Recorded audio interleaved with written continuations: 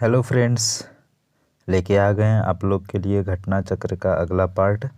हम लोग आज जहाँ तक पढ़े थे उससे आगे देखेंगे। और फ्रेंड्स, आप लोग तो व्यू तो आ जाता है, बहुत मिला जुला के ठीक ही आ जाता है, 60 70 80 90 जो भी आता है। अभी नया चैनल है, लेकिन आप लोग पूरा वीडियो क्यों नहीं देखते हो? अगर कहीं पे कोई प्रॉब्लम है या फिर कुछ सुधार की ज़रूरत है तो आप बताओ मुझे, मैं सुधार कर सकते हैं। इसी में तो तभी तो हम अपने आप में सुधार करेंगे जब आप बताओगे कि कहाँ पे क्या गलती हुई है। ठीक है, तो प्लीज़ पूरा वीडियो देखिए। आई थिंक ये बहुत हेल्पफुल होगा अभी एग्ज़ाम के लिए, सारे एग्ज़ाम के लिए। ठीक है, तो पूरा वीडियो को अंत तक देखिए। जहाँ पे सुधार लगे तो आप मुझे कमेंट बॉक्स में बताइए कहाँ पे क्या सुधार करना है। और अच्छा लगे तो लाइक शेयर सब्सक्राइब कर दीजिए। ठीक है, तो शुरू करते हैं। हम लोग कल पढ़ लिए थे, अभी अन्य जन आंदोलन आज करना था, तो हम लोग यहाँ से शुरू करते हैं। 1857 के विद्रोह के ठीक बाद बंगाल में नील विद्रोह 1859 से 60 ईस्वी में हुआ। सन्यासी विद्रोह 1763 से 1800 ईस्वी में, संथाल विद्रोह 1855-56 ईस्वी में तथा पावना उपद्रव 1873 से 76 ईस्वी में हुआ। नील विद्रोह की शुरुआत बंगाल की नदिया जिला के गोविंदपुर गांव से हुई। एक नील उत्पादक के दो भूतपूर्व कर्मचारियों दिगंबर विश्वास और विष्णु विश्वास के नेतृत्व में वहां के किसान एकजुट हुए तथा उन्होंने नील की खेती बंद कर दी। 1860 ईस्वी तक नील आंदोलन नदिया, पावना, खुलना, ढाका, मालदा, दिनाजपुर आदि क्षेत्रों में फैल गया। बंगाल के बुद्धिजीवी वर्ग ने अखबारों में अपने लेखों द्वारा तथा अन्य सभाओं के माध्यम से इस विद्रोह के प्रति अपने समर्थन को व्यक्त किया। इसमें हिंदू पैट्रियट के संपादक हरिश्चंद्र मुखर्जी की विशेष भूमिका रही। नील बागान मालिकों के अत्याचारों का खुला चित्रण दीनबंधु मित्र ने अपने नाटक नील दर्पण में किया है। और ये क्वेश्चन बहुत बार पूछा है कि नील दर्पण के लेखक कौन है, तो दीनबंधु मित्र। वंदे मातरम गीत बंकिम चंद्र चटर्जी की प्रसिद्ध उपन्यास आनंद मठ से लिया गया है। इस उपन्यास का कथानक सन्यासी विद्रोह पर आधारित है। 1896 ईस्वी में कांग्रेस के कलकत्ता अधिवेशन में वंदे मातरम को पहली बार गाया गया था।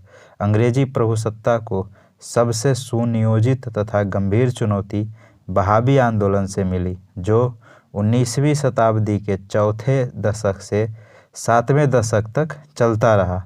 रायबरेली के सैयद अहमद बरेलवी भारत में इस आंदोलन के प्रवर्तक थे। वह अरब के अब्दुल वहाब से प्रभावित हुए, परंतु अधिक प्रभाव दिल्ली के एक संत शाह वली अल्लाह का था। सैयद अहमद बरेलवी के प्रयत्नों से इस आंदोलन की विचारधारा शीघ्र ही काबुल, उत्तर पश्चिमी सीमा प्रांत, बंगाल, बिहार, मध्य प्रांत आदि में फैल गई। कुछ समय के लिए इन्होंने 1830 ईस्वी में पेशावर पर कब्जा कर लिया और अपने नाम के सिक्के ढलवाए, किंतु अगले ही वर्ष वह बालाकोट की लड़ाई में मारे गए। सैयद अहमद बरेलवी की मृत्यु के बाद पटना इस आंदोलन का केंद्र बना। इस अवधि में आंदोलन का नेतृत्व मौलवी कासिम विलायत अली, इनायत अली, अहमदुल्लाह आदि ने किया। पटना के अतिरिक्त हैदराबाद, मद्रास, बंगाल, संयुक्त प्रांत तथा बम्बई में भी इस आंदोलन की शाखाएं स्थापित की गई। कूका आंदोलन बहावी आंदोलन से बहुत कुछ मिलता जुलता था। दोनों धार्मिक आंदोलन के रूप में आरंभ हुआ, किंतु बाद में ये राजनीतिक आंदोलन के रूप में परिवर्तित हो गए, जिसका सामान्य उद्देश्य अंग्रेजों को देश से बाहर निकालना था। पश्चिमी पंजाब में कूका आंदोलन की शुरुआत 1840 के दशक में भगत जवाहर मल द्वारा की गई, जिन्हें मुख्यतः सियान साहब के नाम से पुकारा जाता था। इनका उद्देश्य सिख धर्म में प्रचलित बुराइयों और अंधविश्वासों को दूर कर इस धर्म को शुद्ध करना था। 1872 ईस्वी में इस आंदोलन के नेता राम सिंह को रंगून निर्वासित कर दिया गया, जहां इनकी 1885 में मृत्यु हो गई। पागलपंथ एवं धार्मिक आंदोलन संप्रदाय था, जिसे उत्तरी बंगाल के करम शाह से चलाया था। करम शाह के पुत्र तथा उत्तराधिकारी टीटू धार्मिक तथा राजनैतिक उद्देश्यों से प्रेरित थे। उसने जमींदारों के द्वारा मुजारों पर किए गए अत्याचारों के विरुद्ध आंदोलन किया। 1825 ईस्वी में टीटू ने शेरपुर पर अधिकार कर लिया तथा राजा बन बैठा। वह इतना शक्तिशाली हो गया कि स्वतंत्र सत्ता का प्रयोग करने लगा और प्रशासन को चलाने के लिए उसने एक न्यायाधीश, एक मजिस्ट्रेट और एक कलेक्टर नियुक्त किया। फराजी लोग बंगाल के फरीदपुर के हाजी शरियतुल्लाह द्वारा चलाए गए संप्रदाय के अनुयायी थे। ये लोग अनेक धार्मिक, सामाजिक तथा राजनैतिक आमूल परिवर्तनों का प्रतिपादन करते थे। शरियतुल्लाह के पुत्र दादू मियाँ ने बंगाल में अंग्रेजों को निकालने की योजना बनाई। यह आंदोलन 1818 से 1862 ईस्वी तक चलता रहा। अंत में इस संप्रदाय के अनुयायी वहाबी दल में सम्मिलित हो गए। 1805 ईस्वी में बेलेजली ने ट्रावनकोर के महाराज को सहायक संधि करने पर विवश किया। महाराजा संधि की शर्तों से अप्रसन्न था और इसलिए उसने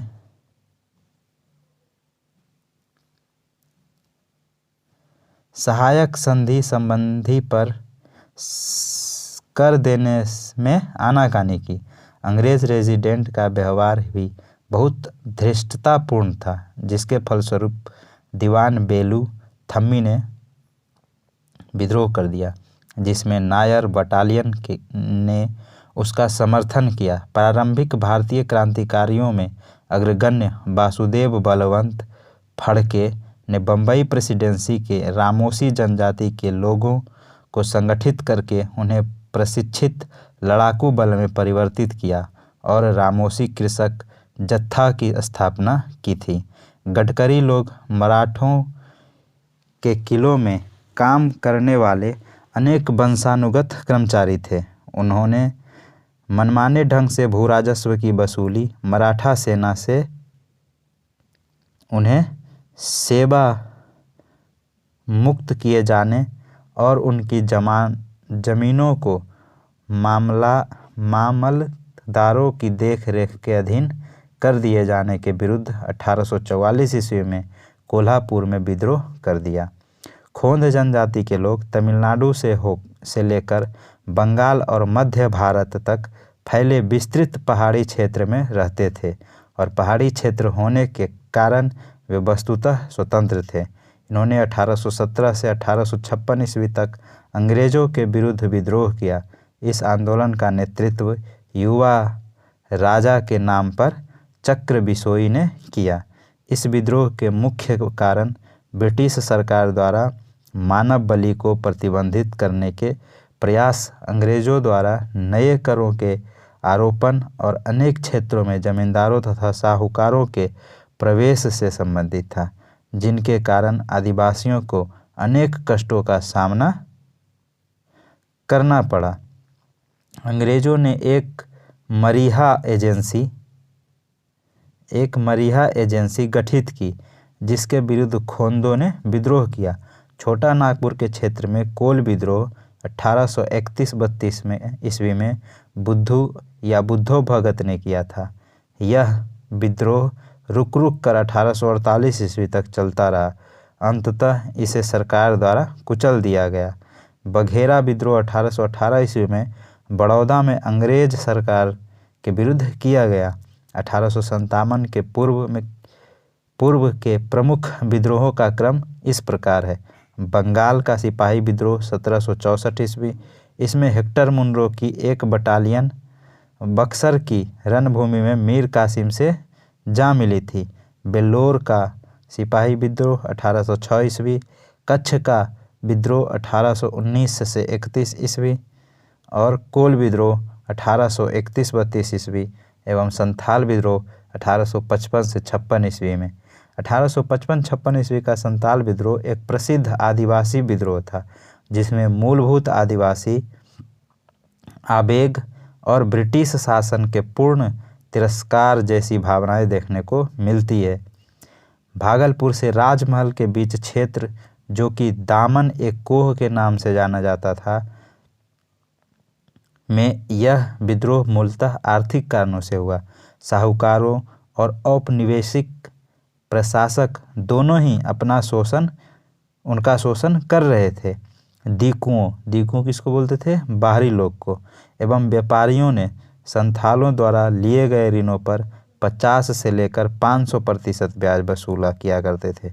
इस विद्रोह के नेता सीदो, कान्हू, चांद एवं भैरव 4 भाई थे।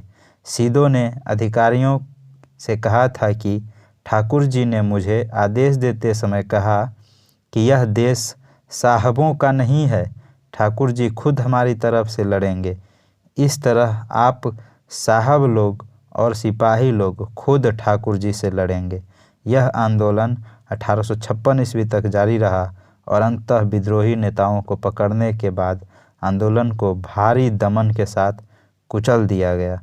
1855 ईस्वी में संथालों ने भागलपुर क्षेत्र के भगनीडीह तालुके में विद्रोह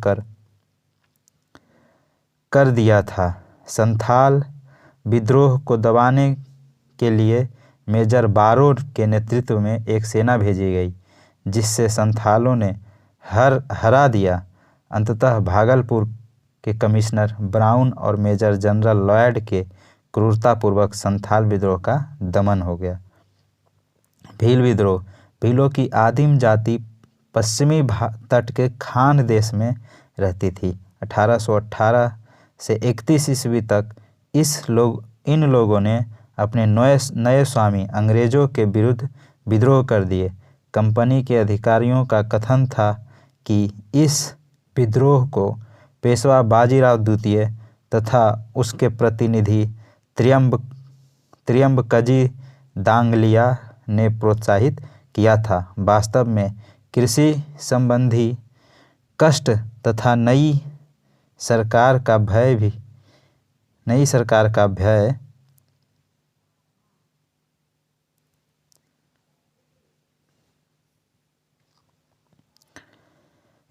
ही इस विद्रोह का कारण था।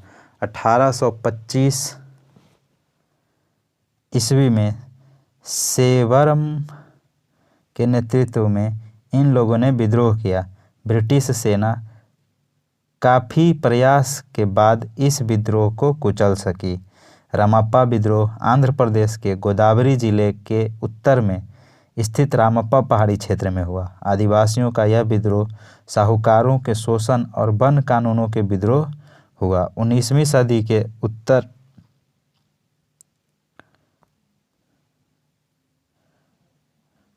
सदी के उत्तरार्ध में सुरजी भगत एवं गोविंद गुरु नामक समाज सुधारकों ने राजस्थान की मेवाड़, डूंगरपुर, बांसवाड़ा, प्रतापगढ़, सिरोही, पाली इत्यादि रियासतों में बसी भील जनजाति में सामाजिक सुधारों के प्रयास किए। गोविंद गुरु, इन्हें लसोड़िया भी कहा जाता है, ने भीलों को संगठित करने के उद्देश्य से 1838 ईस्वी में सभ्य सभा की स्थापना की। गोविंद गुरु को लसेड़िया आंदोलन का प्रवर्तक माना जाता है। मुंडा आदिवासियों का विद्रोह 1899 से 1900 ईस्वी के बीच हुआ। इसका नेतृत्व बिरसा मुंडा ने किया। मुंडा जनजाति में सामूहिक खेती का प्रचलन था, लेकिन जागीरदारों, ठेकेदारों और सूदखोरों ने सामूहिक खेती की परंपरा पर हमला बोला। मुंडा सरदार 30 वर्ष तक सामूहिक खेती के लिए लड़ते रहे। इनका विद्रोह सरदारी लड़ाई के नाम से भी जाना जाता है। 1895 ईस्वी में बिरसा ने अपने आप को भगवान का दूत घोषित किया था। मुंडा विद्रोह को उलगुलान या महान हलचल के नाम से जाना गया। यह विद्रोह इस अवधि का सर्वाधिक प्रसिद्ध आदिवासी विद्रोह था। मुंडा के पारंपरिक सामूहिक खेती वाला भूमि व्यवस्था खुंट कट्टी या मुंडारी के जमींदारों या व्यक्तिगत भूस्वामित्व वाली भूमि व्यवस्था में परिवर्तन के विरुद्ध मुंडा विद्रोह की शुरुआत हुई, लेकिन कालांतर में बिरसा ने इसे धार्मिक राजनैतिक आंदोलन का रूप प्रदान किया। इनको जगत पिता या धरती आबा कहा जाता था। किनको? मुंडा को। उसने कहा कि दीकुओं गैर आदिवासियों से हमारी लड़ाई होगी और उनके खून से जमीन इस तरह लाल होगी जैसे लाल झंडा। 3 मार्च 1900 को चक्रधरपुर के जमकोपई जंगल में सोते समय बिरसा को गिरफ्तार कर लिया गया और जून 1900 को जेल में ही उनकी मृत्यु हो गई। बिरसा मुंडा का कार्य क्षेत्र रांची से लेकर भागलपुर तक था। बिरसा ने अनेक देवताओं बोंगा की पूजा को छोड़कर अपने अनुयायियों से एक ईश्वर सिंह बोंगा की पूजा करने का आह्वान किया। ठक्कर बापा ने जनजातीय लोगों के संबंध में आदिवासी शब्द का प्रयोग किया था। ये हरिजन सेवक संघ के महासचिव थे। हौज हो विद्रोह 1820-21 ईस्वी में हुआ था, जिसका केंद्र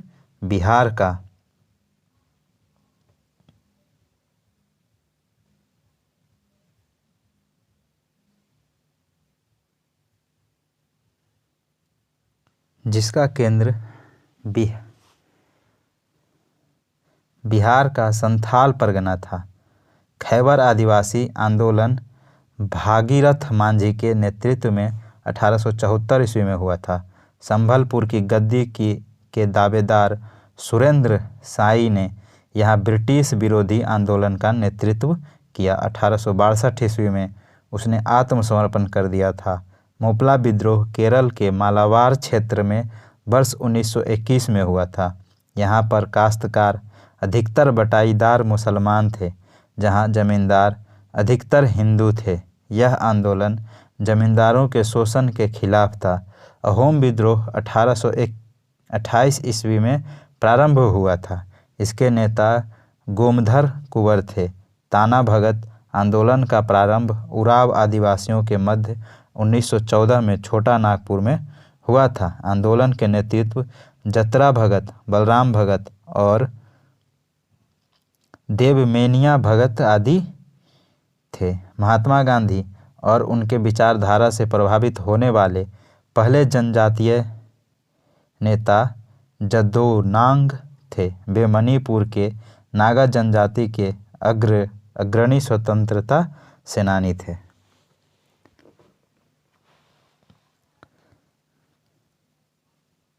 अब प्रश्न उत्तर है।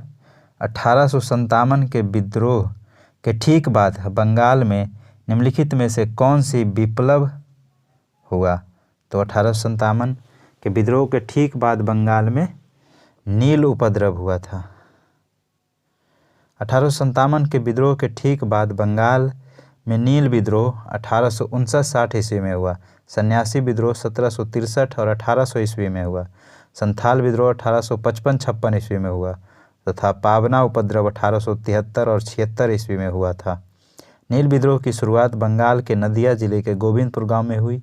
एक नील उत्पादक के 2 भूतपूर्व कर्मचारियों दिगंबर विश्वास तथा विष्णु विश्वास के नेतृत्व में वहां के किसान एकजुट हुए तथा उन्होंने नील की खेती बंद कर दी। यहाँ नील आंदोलन के इतिहास में अपनी मांगों को लेकर किए गए आंदोलनों में सर्वाधिक व्यापक और जुझारू विद्रोह था। बंगाल का नील विद्रोह शोषण के विरुद्ध किसानों की सीधी लड़ाई थी। बंगाल के वे काश्तकार जो अपने खेतों में चावल की खेती कराना चाहते थे, उन्होंने यूरोपीय नील बागान मालिक नील की खेती करने के लिए मजबूर करते थे। नील की खेती से इनकार करने वाले किसानों को नील बागान मालिकों के दमन चक्र का सामना करना पड़ता था। सितंबर 1859 में पीड़ित किसानों ने अपने खेतों में नील न लगाने का निर्णय लेकर बागान मालिकों के विरुद्ध विद्रोह कर दिया। 1860 ईस्वी तक नील आंदोलन नदिया, पाबनार, खुलान, ढाका, मालदा, दीनाजपुर आदि क्षेत्र में फैल गया। किसानों की एकजुटता के कारण बंगाल में 1860 ईस्वी तक सभी नील कारखाने बंद हो गए। बंगाल के बुद्धिजीवी वर्ग ने अखबारों में अपने लेखों द्वारा तथा जनसभाओं के माध्यम से इस विद्रोह के प्रति अपने समर्थन को व्यक्त किया। इसमें हिंदू पैट्रियट के संपादक हरिश्चंद्र मुखर्जी की विशेष भूमिका रही। नील बागान मालिकों के अत्याचारों का खुला चित्रण दीनबंधु मित्र ने अपने पुस्तक या अपने नाटक नील दर्पण में किया था। अब नील कृषकों की दुर्दशा पर लिखी गई पुस्तक नील दर्पण के लेखक कौन थे? तो नील दर्पण के लेखक दीनबंधु मित्र थे।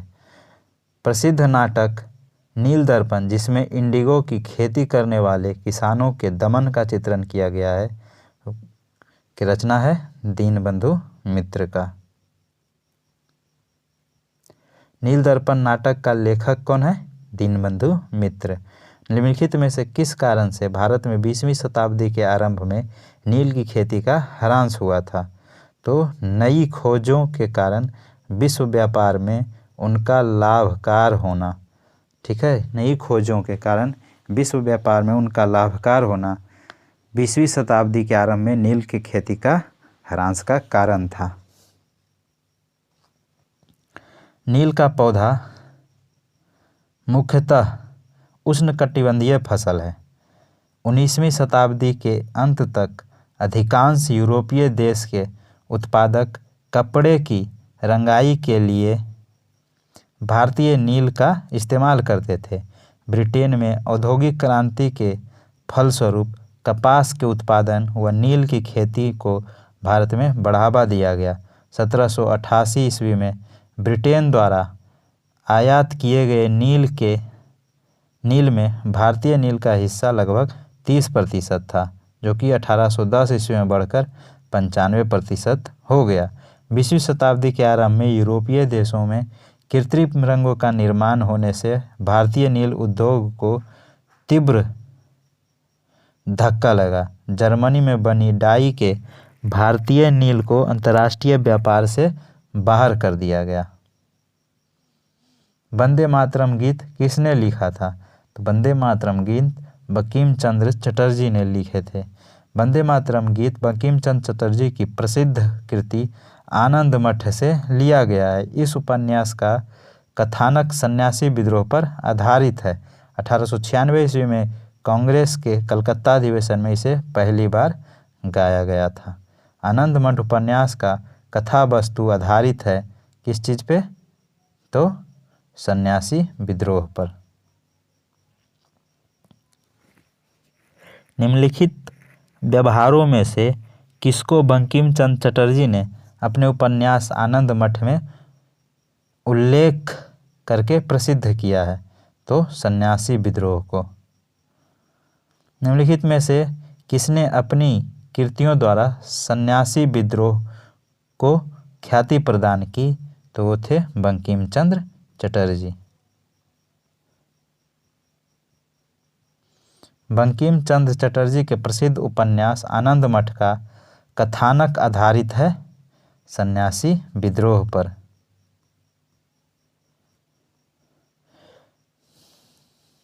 देखिए, मिलाना है। पाबना विद्रोह कब हुआ था? 1873-76 में पाबना विद्रोह। दक्कन किसान विद्रोह 1875 में हुआ था। सन्यासी विद्रोह 1763 से 1800 ईस्वी तक हुआ था और कोल विद्रोह 1831-32 ईस्वी में हुआ था। मुंगेर के बरहिया ताल विरोध का उद्देश्य क्या था? तो उसका था बर्खास्त भूमि की वापसी की मांग। बर्खास्त भूमि के वापसी का मांग। मुंगेर के बरहिया ताल विरोध का उद्देश्य बर्खास्त भूमि की वापसी की मांग थी। 19वीं शताब्दी के दौरान होने वाले बहावी आंदोलन का मुख्य केंद्र क्या था? मुख्य केंद्र कहाँ था? बहावी आंदोलन पटना।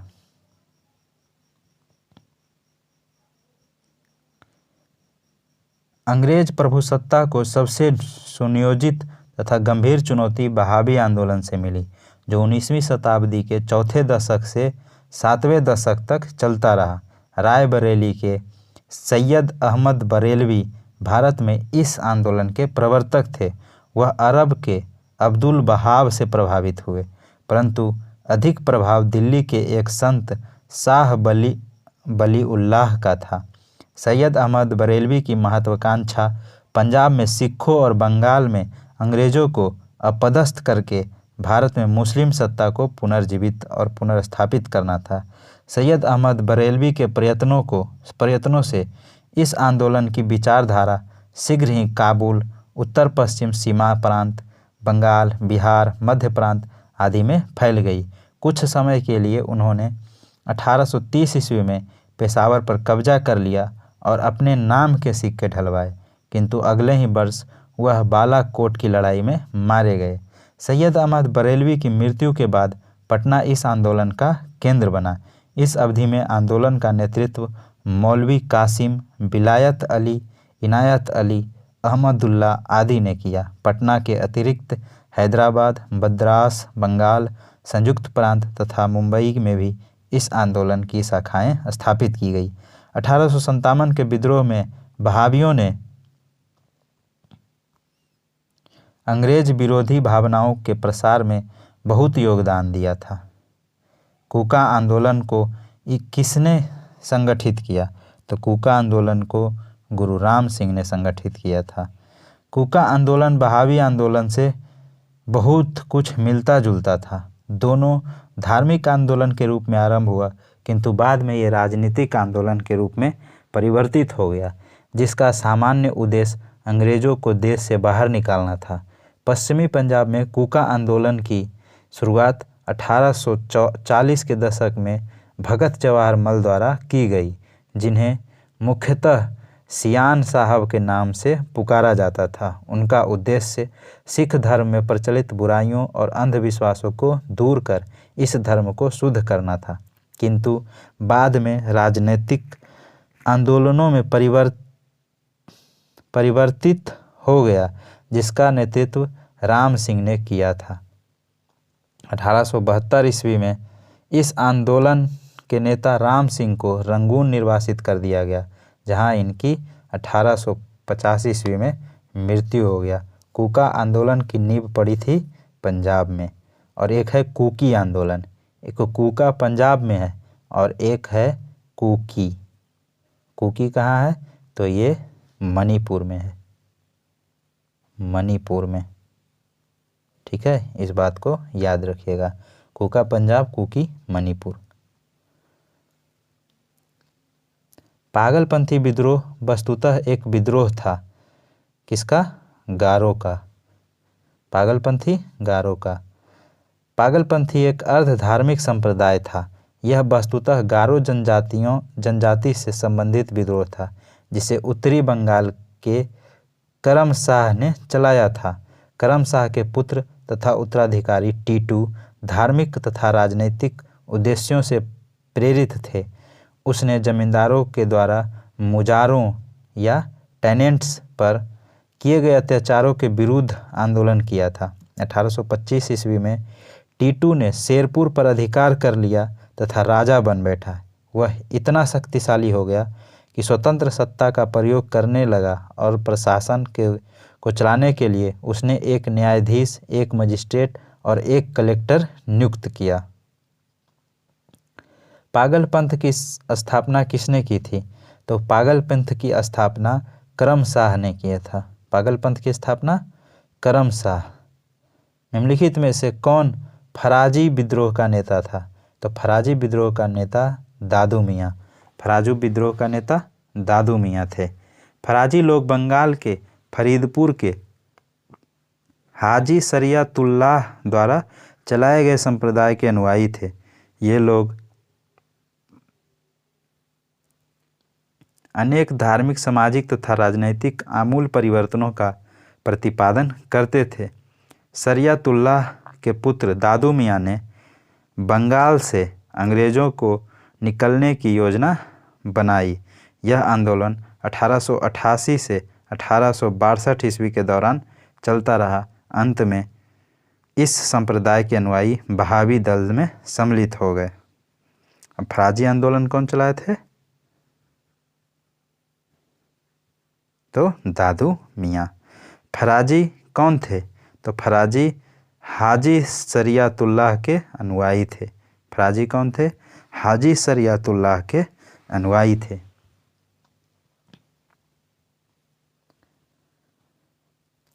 बेलूथम्पी ने अंग्रेज़ों के विरुद्ध आंदोलन का नेतृत्व किया था। बेलूथम्पी केरल में। कहाँ? केरल में।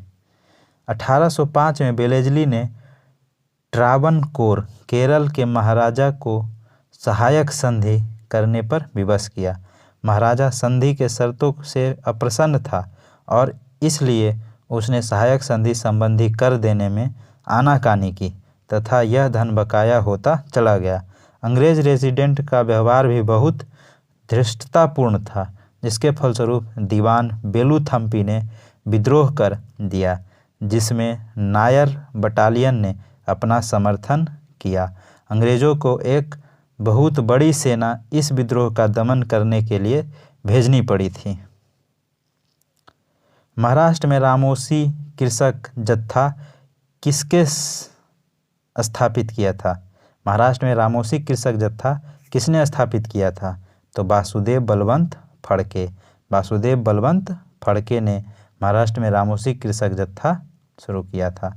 प्रारंभिक भारतीय क्रांतिकारियों में अग्रगण्य वासुदेव बलवंत फड़के 1845 से 1883 ईस्वी में बम्बई प्रेसिडेंसी के रामोसी जनजाति के लोगों को संगठित करके उन्हें प्रशिक्षित लड़ाकू बल में परिवर्तित किया और रामोसी कृषक जत्था की स्थापना की। फड़के को गिरफ्तार करके काला पानी की सज़ा दी गई तथा 1833 ईस्वी में आमरण अनशन से इनकी मृत्यु हो गई। रामोसी विद्रोह सही रूप में किस भौगोलिक इलाके में हुआ था? तो रामोसी विद्रोह पश्चिमी घाट में हुआ था। केरल पश्चिमी घाट में। पश्चिमी घाट में रहने वाले रामोसी जनजाति के लोगों ने 1822 ईस्वी में अपने नेता सरदार चित्तर सिंह के नेतृत्व में रामोसी विद्रोह किया।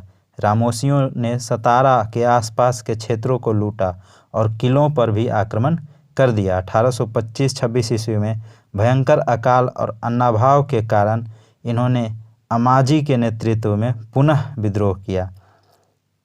ठीक है। रामोसी विद्रोह, सरदार चित्तर सिंह। निम्नलिखित में से कौन सा स्थान गडकरी विद्रोह का केंद्र था? तो गडकरी विद्रोह कोल्हापुर। गडकरी विद्रोह कोल्हापुर। गडकरी लोग मराठों के किलों में काम करने वाले उनके वंशानुगत कर्मचारी थे। उन्होंने मनमाने ढंग से भू राजस्व की वसूली, मराठा सेना से उन्हें सेवा मुक्त किए जाने और उनकी ज़मीनों को मामलतदारों की देखरेख के अधीन कर दिए जाने के विरुद्ध 1844 ईस्वी में कोल्हापुर में विद्रोह कर दिया गया। इस विद्रोह को दबाने के लिए सरकार को काफ़ी संघर्ष करना पड़ा था। गडकरी विद्रोह कहाँ हुआ था? कोल्हापुर, महाराष्ट्र। मानव बलि का प्रथा का निषेध करने के कारण अंग्रेज़ों के विरुद्ध विद्रोह करने वाली जनजाति का नाम क्या था? तो खोंद। खोंद जनजाति था। मानव बलि के विरोध करने पर अंग्रेज़ों के खिलाफ विद्रोह कर दिए थे। खोंद जनजाति के लोग तमिलनाडु से लेकर बंगाल और मध्य भारत तक फैले विस्तृत पहाड़ी क्षेत्र में रहते थे और पहाड़ी क्षेत्र होने के कारण वे वस्तुतः स्वतंत्र थे। इन्होंने 1817 से 1856 ईस्वी तक अंग्रेज़ों के विरुद्ध विद्रोह किया। इस आंदोलन का नेतृत्व युवा राजा के नाम पर चक्र बिसोई ने किया। ठीक है। इस विद्रोह के मुख्य कारण ब्रिटिश सरकार द्वारा मानव बलि को प्रतिबंधित करने के प्रयास, अंग्रेजों द्वारा नए करों का आरोपण और उनके क्षेत्र में जमींदारों तथा साहूकारों के प्रवेश से संबंधित था, जिसके कारण आदिवासियों को अनेक कष्टों का सामना करना पड़ रहा था। अंग्रेजों ने एक मरीहा एजेंसी गठित की जिसके विरुद्ध खोंद ने विद्रोह किया, परंतु 1885 ईस्वी में चक्र बिसोई लुप्त हो गए, जिसके बाद यह आंदोलन समाप्त हो गया। खोंद विद्रोह। कोल विद्रोह का नेतृत्व किसने किया था? तो बुद्धो भगत। यह सिंहभूम में यह विद्रोह हुआ था, झारखंड में। छोटा नागपुर के क्षेत्र में कोल विद्रोह का नेतृत्व 1831-32 में बुद्धो भगत ने किया था। 1831 में बुद्धो भगत के नेतृत्व में कोल विद्रोह किस क्षेत्र में हुआ था? तो ये सिंहभूम। अभी बोले थे सिंहभूम या छोटा नागपुर के पठार, दोनों में से कोई भी रहेगा तो आंसर कर देना। 1831 ईस्वी में बुद्धो भगत के नेतृत्व में कोल विद्रोह छोटा नागपुर क्षेत्र में सिंहभूम, पलामू, हजारीबाग तथा मानभूम क्षेत्रों में हुआ था। इस विद्रोह का स्वरूप आर्थिक व राजनैतिक था। इस विद्रोह के पनपने का सर्वप्रमुख कारण इस क्षेत्रों के जमींदारों द्वारा भूमि कर को अत्यधिक बढ़ाया जाना था। 1831 ईस्वी में बुद्धो भगत की मृत्यु के उपरांत इस विद्रोह का संचालन गंगा नारायण के द्वारा किया गया। यह विद्रोह रुक कर 1848 ईस्वी तक चलता रहा। अंततः ईस्ट इंडिया कंपनी द्वारा इस विद्रोह का दमन कर दिया गया। बघेरा विद्रोह कहाँ हुआ? बघेरा विद्रोह कहाँ हुआ था? बघेरा विद्रोह बड़ौदा में हुआ था। बघेरा विद्रोह बड़ौदा में हुआ था। बघेरा विद्रोह 1818 ईस्वी में अंग्रेज सरकार के विरुद्ध किया गया था। बघेरा विद्रोह बड़ौदा में हुआ था। बड़ौदा के गायकवाड़ों ने अंग्रेजी सेना के सहायता से बघेरों के अधिक कर एकत्रित करने का प्रयत्न किया, जिसके परिणाम स्वरूप बघेरा सरदारों ने विद्रोह कर दिया। 1818 से 1819 ईस्वी के मध्य अंग्रेजी प्रदेश पर भी आक्रमण किए। यह विद्रोह 1820 ईस्वी के आसपास समाप्त हो गया। बघेरा विद्रोह कहाँ? बड़ोदरा। ब्रिटिश औपनिवेशिक व्यवस्था के विरुद्ध 1857 ईस्वी से पूर्व में भारत के विभिन्न भागों में हुए निम्न विद्रोहों को सही घटनाक्रम के अनुसार रखें। देखिए, पहले कौन था?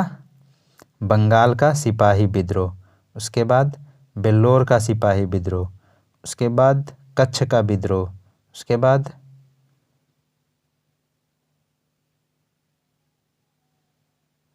कोल विद्रोह, उसके बाद संथाल विद्रोह। यानी एक ये है और उसके बाद ये 2 है, उसके बाद ये 3 है, संथाल विद्रोह 5 पे है, ये 5 है और ये 4 है कोल विद्रोह। पहले बंगाल का सिपाही विद्रोह हुआ, उसके बाद बेल्लोर का सिपाही विद्रोह हुआ, उसके बाद कच्छ का विद्रोह हुआ, उसके बाद कोल विद्रोह हुआ, उसके बाद संथाल विद्रोह हुआ।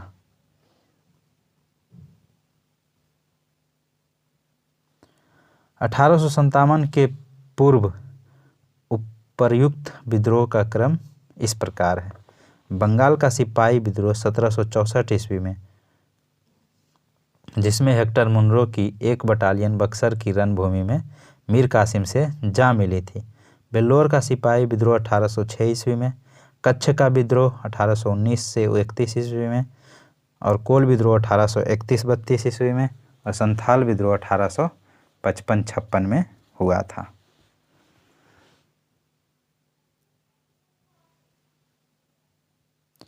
बेल्लोर विद्रोह किस गवर्नर जनरल के समय में हुआ था? कौन विद्रोह?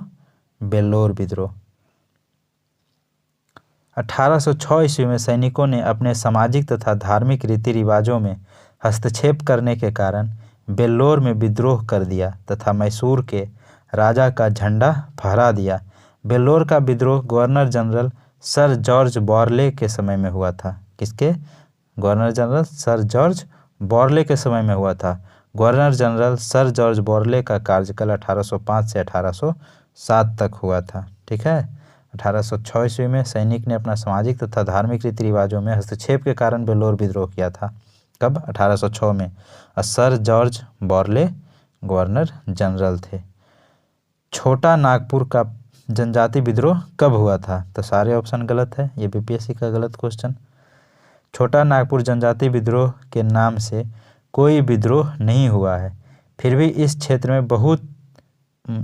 में हुए विद्रोह की एक लंबी श्रृंखला है जिन्हें अलग अलग नामों से जाना जाता है। जैसे चेरो विद्रोह 1800 ईस्वी में, कोल विद्रोह 1831-32, संथाल विद्रोह 1855-56, मुंडा विद्रोह 1899-1900 या हो विद्रोह 1820 से 21 को लिया जाता है।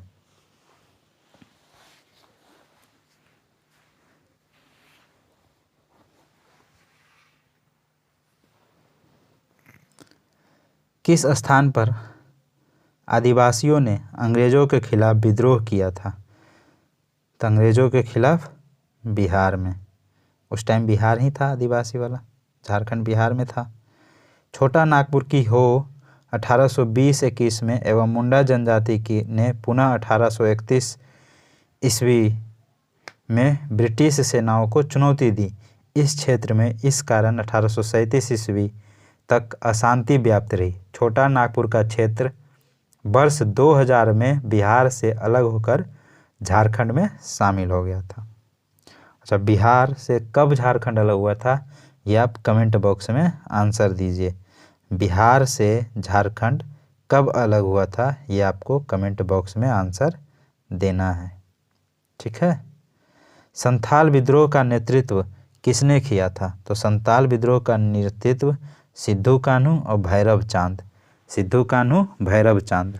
1855-56 ईस्वी का संथाल विद्रोह एक प्रसिद्ध आदिवासी विद्रोह था जिसमें मूलभूत आदिवासी आवेग और ब्रिटिश शासन के पूर्ण तिरस्कार जैसी भावनाएं देखने को मिलती है।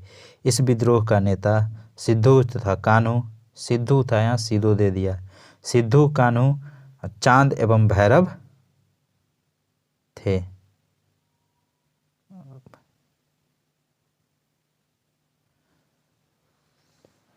ठीक है। निम्न में से संथाल विद्रोह कब हुआ था? तो संथाल विद्रोह अभी देखिए 1855-56 ईस्वी में हुआ था। सिद्धू कान्हू। संथाल विद्रोह का नेतृत्व किसने किया था? तो सिद्धू एवं कान्हू।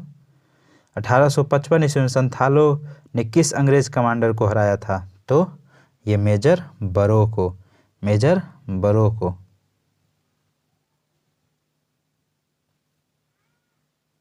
1855 में संथालों ने भागलपुर क्षेत्र के भगनीडीह तालुके में विद्रोह कर दिया था।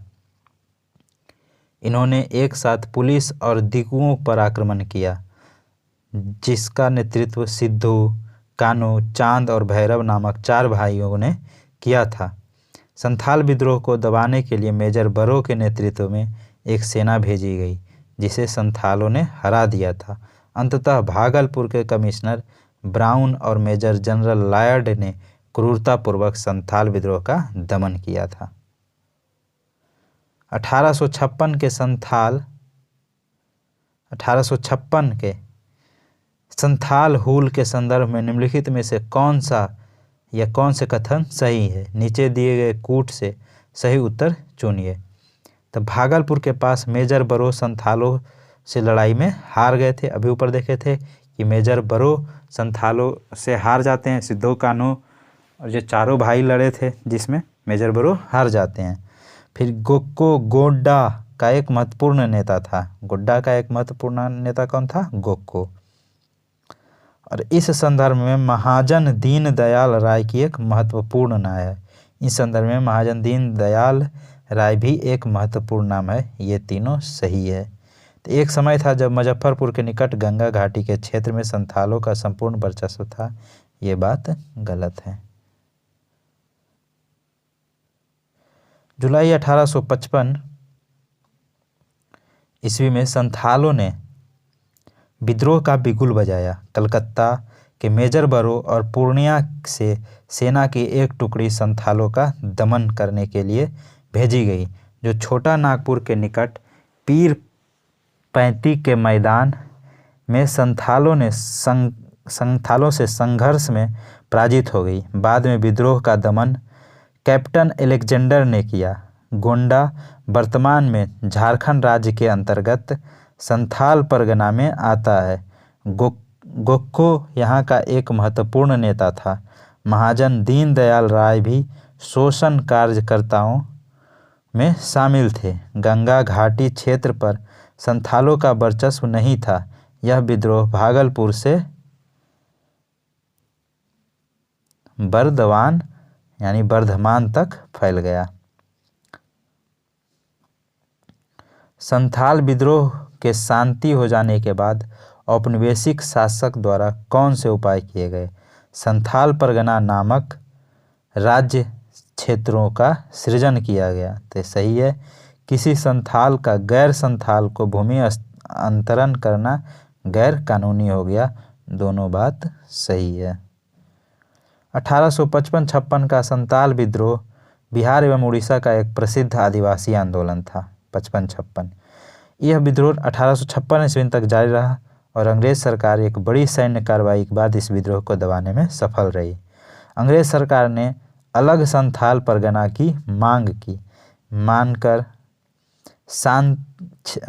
क्षेत्र में शांति स्थापित की। इसके बाद 1855 ईस्वी में भागलपुर की बीरभूम का बंटवारा कर संथाल परगना जिला बनाया गया। साथ ही किसी संथाल आदिवासी का गैर संथाल को भूमि स्थानांतरित गैर कानूनी हो गया। झारखंड में जमीन की खरीद फरोख्त हेतु CNT छोटा नागपुर काश्तकारी अधिनियम, STP संथाल परगना काश्तकारी अधिनियम और शेड्यूल रेगुलेटिंग एक्ट प्रभावी है। अभी यहाँ झारखंड में भी निम्नलिखित में से कौन सी घटना महाराष्ट्र में घटित हुई थी? तो महाराष्ट्र में कौन सा हुआ था? भील विद्रोह। महाराष्ट्र में भील विद्रोह। रंपा विद्रोह आंध्र प्रदेश तेलंगाना। कोल विद्रोह छोटा नागपुर का पठार और संथाल विद्रोह भी छोटा नागपुर का पठार बुद्धो भगत। और भील विद्रोह कहाँ हुआ था? महाराष्ट्र में। ठीक है। भील विद्रोह भीलों की आदिम जाति पश्चिमी तट के खान देश में रहती थी। 1818-31 ईस्वी तक इन लोगों ने अपने नए स्वामी अंग्रेजों के विरुद्ध विद्रोह कर दिया। कंपनी के अधिकारियों का कथन था कि इस विद्रोह को पेशवा बाजीराव द्वितीय तथा उसके प्रतिनिधि त्र्यंबकम जी दांगलिया ने प्रोत्साहित किया था। वास्तव में कृषि संबंधी कष्ट तथा नई सरकार का भय ही इस विद्रोह का कारण था। 1825 ईस्वी में सेवरम के नेतृत्व में इन लोगों ने विद्रोह किया। विद्रोह सेना काफ़ी प्रयास के बाद इस विद्रोह को कुचल सकी। कोल विद्रोह रांची, सिंहभूमि, हजारीबाग, पलामू और मानभूम के पश्चिमी क्षेत्र तक में फैला था। रंपा विद्रोह आंध्र प्रदेश के गोदावरी जिले के उत्तर में स्थित रंपा पहाड़ी क्षेत्र में हुआ था। आदिवासियों का यह विद्रोह साहूकारों के शोषण और वन कानूनों के विरुद्ध हुआ था। संथाल विद्रोह 1855-56 ईस्वी में यह विद्रोह छोटा नागपुर या भागलपुर के राजमहल के बीच के क्षेत्र में केंद्रित था। ठीक है।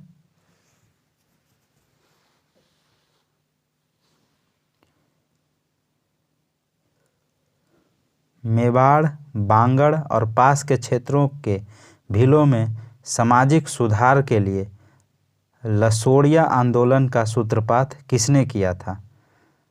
तो गोविंद गिरी ने। लसोड़िया आंदोलन का सूत्रपात गोविंद गिरी ने। 19वीं सदी के उत्तरार्ध में सूरजी भगत एवं गोविंद गिरी नामक समाज सुधारकों ने राजस्थान की मेवाड़, डूंगरपुर, बांसवाड़ा, प्रतापगढ़, सिरोही, पाली इत्यादि रियासतों में बसी भील जनजाति में सामाजिक सुधारों के प्रयोग किए।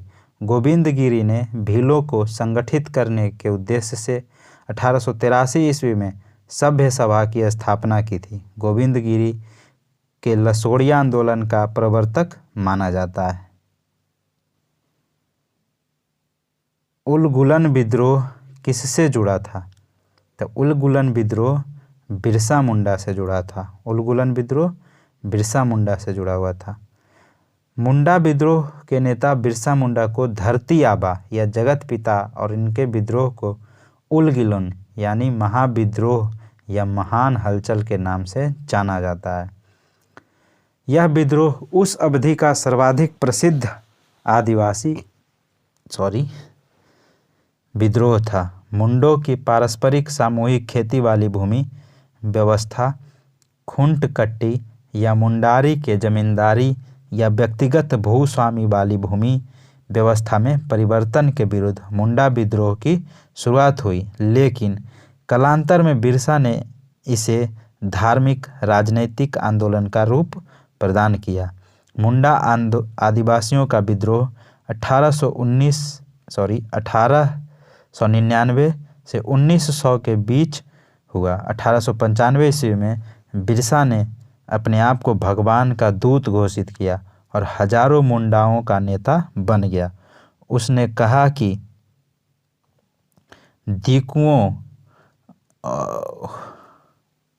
दीकुओं गैर आदिवासियों से हमारी लड़ाई होगी और उनके खून से जमीन इस तरह लाल होगी जैसे लाल झंडा।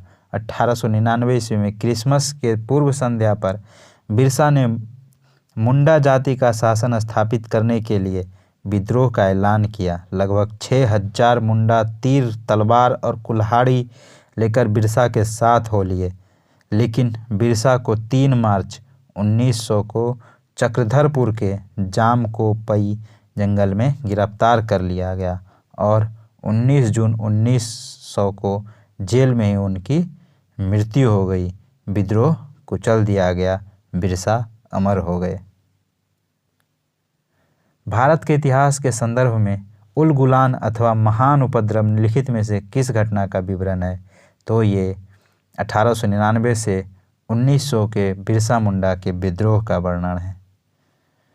किस आदिवासी नेता को जगत पिता या धरती आबा बिरसा मुंडा को कहा जाता था? मुंडा विद्रोह का नेता कौन थे? तो बिरसा। मुंडा विद्रोह का नेता बिरसा थे। मुंडाओं के विद्रोह खड़ा किया था कब? 1895 से 1899 1900 में हुआ था। बिरसा को सोते समय पकड़ लिया गया था कब? तो 3 मार्च 1900 को। ऑप्शन में कोई नहीं है तो ई ऑप्शन हो जाएगा।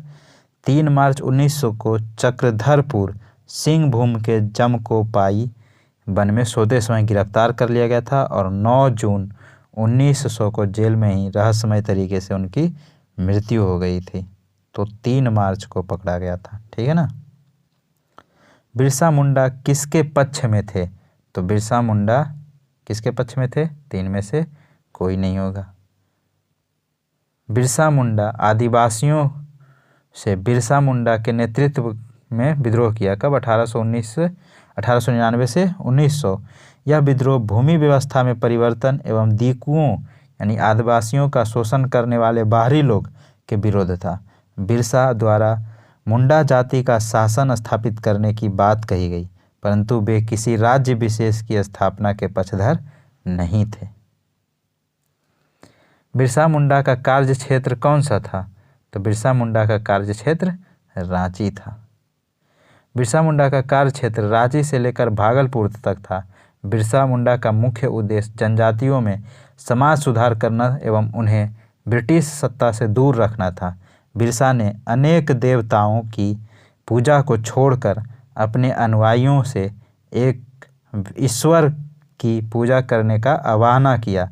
मुंडा विद्रोह को दबाने के लिए ब्रिटिश सरकार ने सैनिक शक्ति का प्रयोग किया था। जनजातीय लोगों के संबंध में आदिवासी शब्द का प्रयोग किया था। जनजातीय लोगों के संबंध में आदिवासी शब्द का प्रयोग कौन किया था? तो ठक्कर बापा ने जनजातीय लोगों को आदिवासी शब्द का प्रयोग किया था। ठक्कर बापा ने जनजातीय लोगों के संबंध में आदिवासी शब्द का प्रयोग किया था। ये हरिजन सेवक संघ के महासचिव थे। वर्ष 1933-34 के दौरान इन्होंने गांधी जी के साथ हरिजनों की दशा देखने जानने के लिए भारत का भ्रमण किया। ये सर्वेंट ऑफ इंडिया सोसाइटी के निष्ठावान सदस्य भी थे। अब आप कमेंट बॉक्स में बताइएगा कि सर्वेंट्स ऑफ इंडिया सोसाइटी के संस्थापक कौन थे। चलिए हिंट दे देते हैं। सर्वेंट्स ऑफ इंडिया सोसाइटी का संस्थापक कौन थे ये तो आपको बताना है, लेकिन वो गांधी जी के गुरु थे और 1905 ईस्वी में सर्वेंट्स ऑफ इंडिया सोसाइटी का शायद गठन किए थे। भारत में 19वीं शताब्दी के जनजातीय विद्रोह के लिए निम्नलिखित में से कौन से तत्व के साझा कारण मुहैया किया? देखिए, भू राजस्व की नई प्रणाली का लागू होना और जनजातीय उत्पादों पर कर का लगाए जाना। ठीक है। जनजातीय क्षेत्रों में विदेशी धर्म प्रचारकों का प्रभाव। क्या पूछा? 19वीं शताब्दी में जनजातीय विद्रोह के लिए निम्नलिखित में से कौन सा तत्व साझा कारण मुहैया किया? तो जनजातीय समुदायों की प्राचीन भूमि संबंधी व्यवस्था का संपूर्ण विदारण।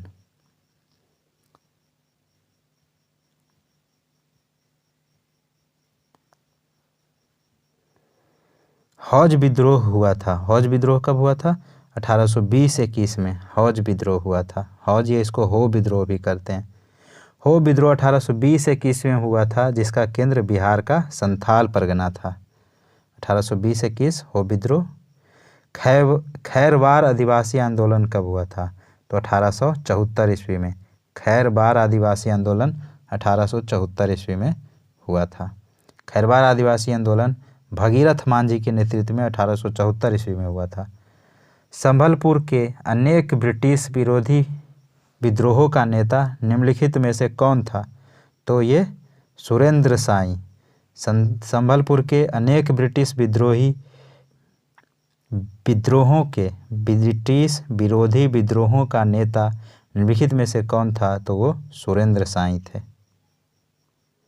संभलपुर की गद्दी के दावेदार सुरेंद्र साई ने यहाँ ब्रिटिश विरोधी आंदोलन का नेतृत्व किया। 1862 ईस्वी में उसने आत्मसमर्पण कर दिया था।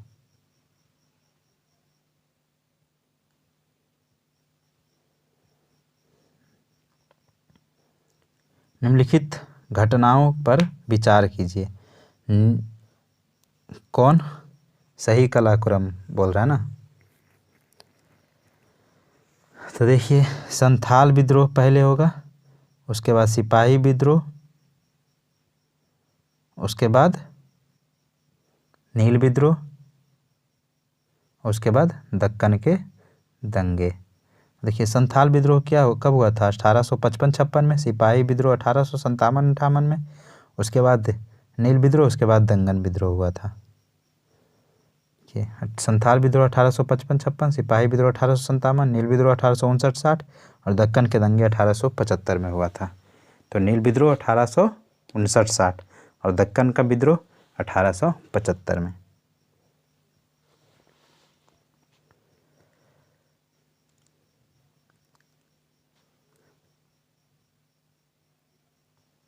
इसमें भी वही पूछ रहा है। 1857 के पश्चात निम्नलिखित लोकप्रिय आंदोलन हुए थे। 1857 के पश्चात तो नील क्रांति हुआ था 60 में, अभी देखे थे ऊपर।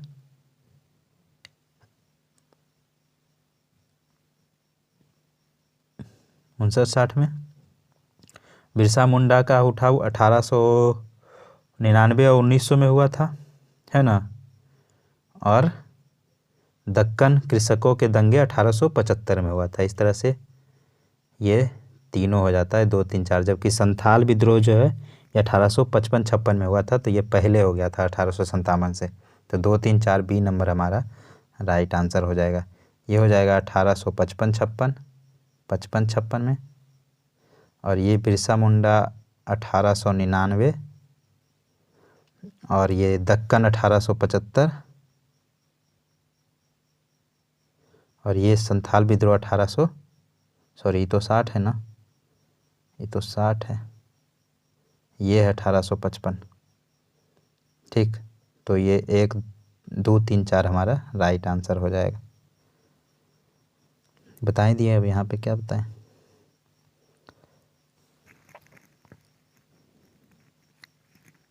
अब देखिए मिलाना है।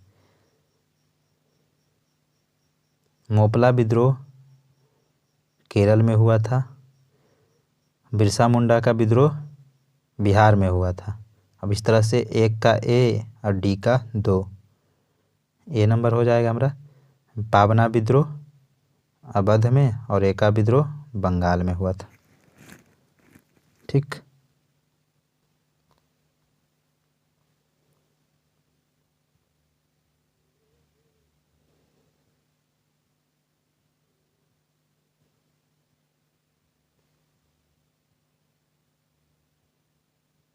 एक मिनट देख लीजिए थोड़ा।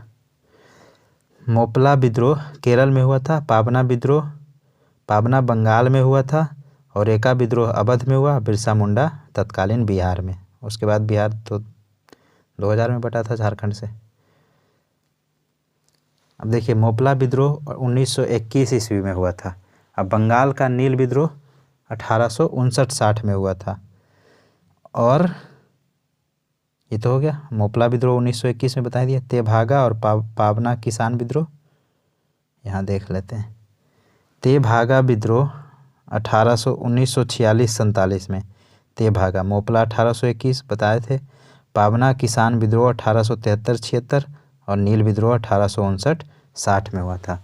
पाबना विद्रोह 1873-76 में और तेभागा विद्रोह 1946-47, यानी आज़ादी के समय जो हुआ था तेभागा विद्रोह, आज़ादी के समय। और असहयोग आंदोलन के टाइम मोपला विद्रोह हुआ था। ऐसे रिलेट करके याद रखिए। और दक्कन का जो हुआ था 1875 में, उसी टाइम के आसपास पाबना किसान विद्रोह हुआ था।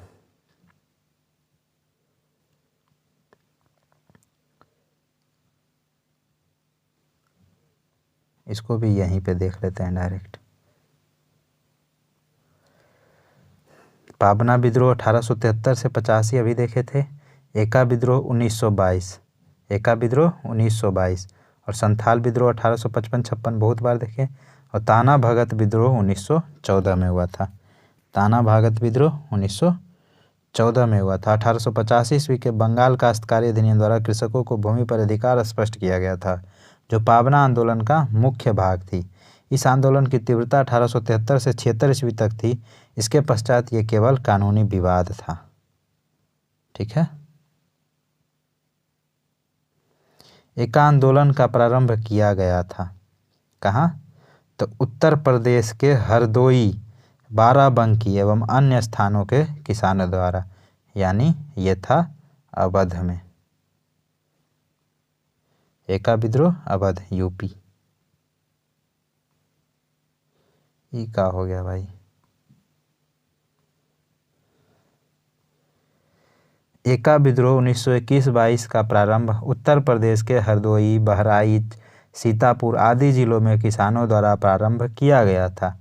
इस आंदोलन का मुख्य मुद्दा निर्धारित लगान से 50% अधिक लगान वसूलना था। इस आंदोलन का नेतृत्व पिछड़ी जाति के मदारी पासी ने किया था। ठीक है।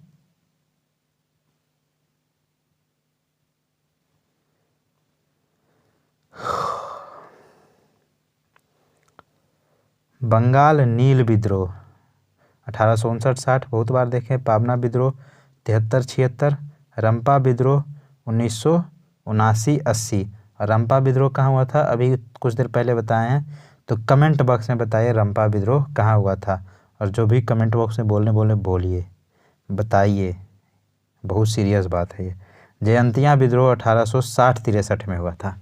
जयंतिया विद्रोह 1860-63 में हुआ था। रंपा विद्रोह 79 से 80 और पाबना किसान विद्रोह 1873-76 और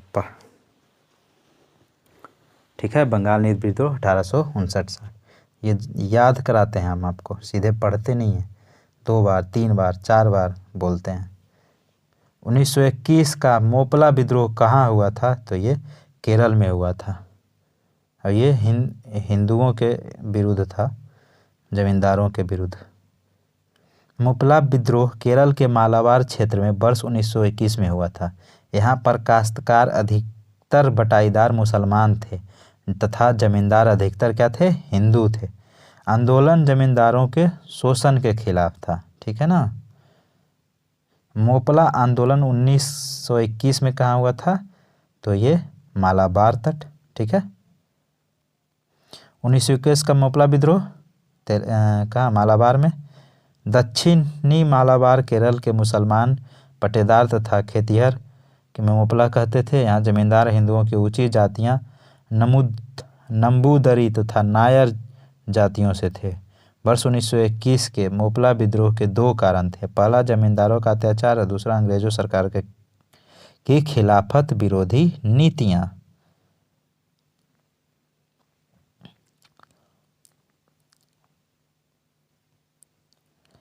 बैरकपुर का विद्रोह 1824 में हुआ था। बहरामपुर का विद्रोह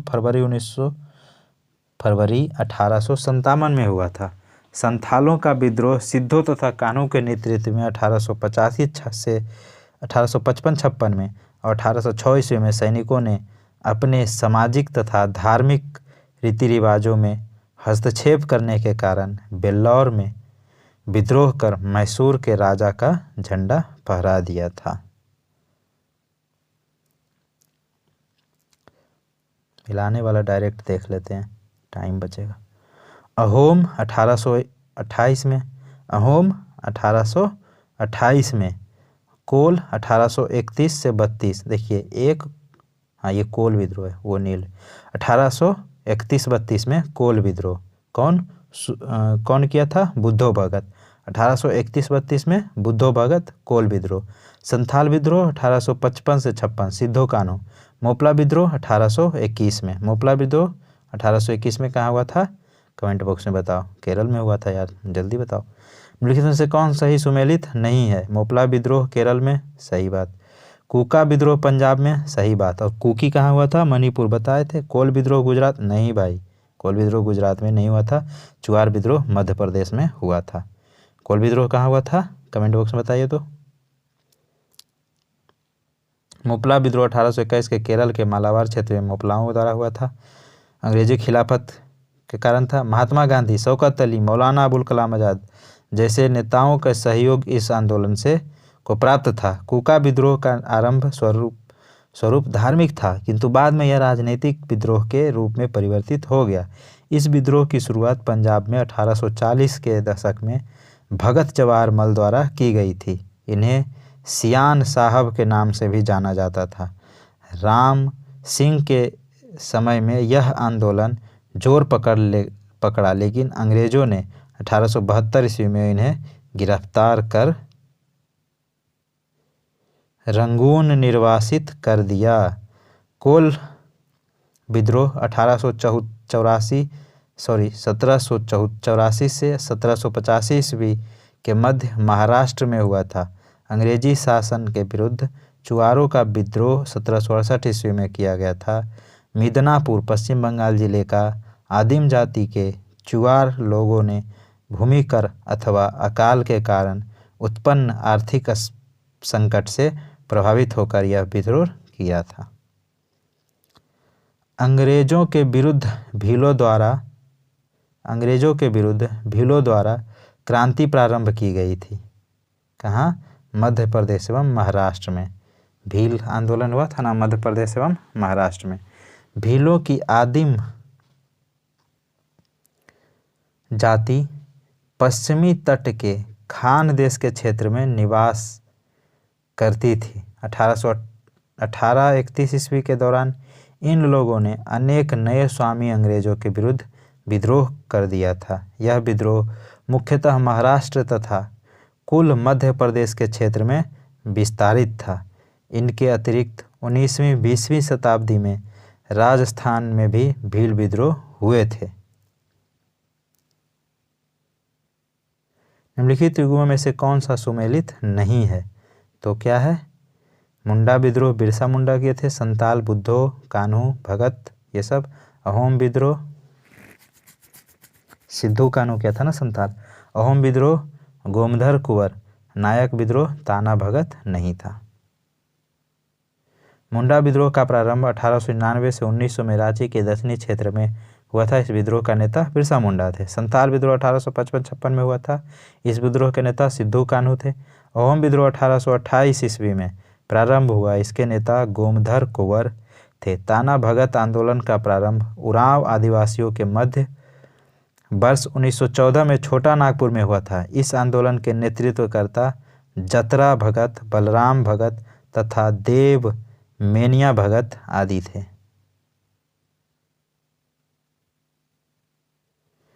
ताना भगत आंदोलन जतरा उराव ने किस वर्ष प्रारंभ किया था? तो इसका ऑप्शन हो जाएगा 1914। ताना भगत आंदोलन जतरा उराव किस वर्ष प्रारंभ किया था? 1914 में।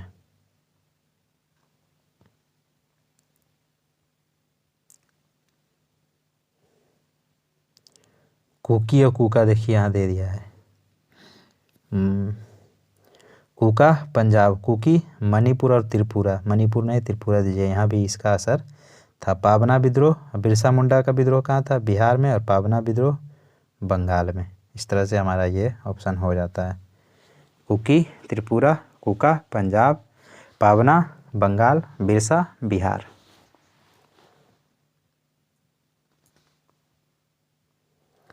कुकी आंदोलन 1717 से 19 में मणिपुर एवं त्रिपुरा में। कुका विद्रोह 1840 से 72 ईस्वी पंजाब में।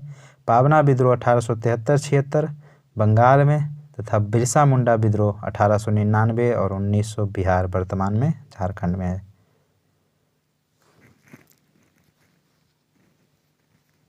इसमें देखिए ऑप्शन गलत है, सुमेलित नहीं है। कुका विद्रोह कुका आंदोलन की शुरुआत 1840 के दशक भगत जवाहर मल द्वारा की गई थी। इसका उद्देश्य सिख धर्म में प्रचलित बुराइयों और अंधविश्वासों को दूर करके धर्म को शुद्ध करना था। जबकि कुकी विद्रोह की शुरुआत 1917 में हुआ। यह विद्रोह अंग्रेज के खिलाफ श्रमिक वाहिनी योजना के तहत श्रमिक भर्ती अभियान के विरुद्ध था। यह आंदोलन मार्च 1919 तक चला था। ठीक है। भूमिज आंदोलन भूमिज विद्रोह का नेता कौन था? तो भूमिज विद्रोह का नेता गंगा नारायण थे। भूमिज विद्रोह का नेता कौन थे? गंगा नारायण। भूमिज विद्रोह के नेता गंगा नारायण थे। तेभागा आंदोलन 1946 ईस्वी में बंगाल में आरंभ हुआ। तेभागा आंदोलन 1946 में बंगाल में आरंभ हुआ था। किसान सभा के नेतृत्व में।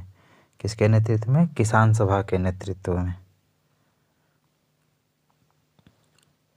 तेभागा आंदोलन 1946-47 बंगाल का प्रसिद्ध किसान आंदोलन था, जिसके तहत किसानों ने फ्लाइड कमीशन की सिफारिश के अनुरूप लगान की वृद्धि को 1/3 करने हेतु संघर्ष प्रारंभ किया था।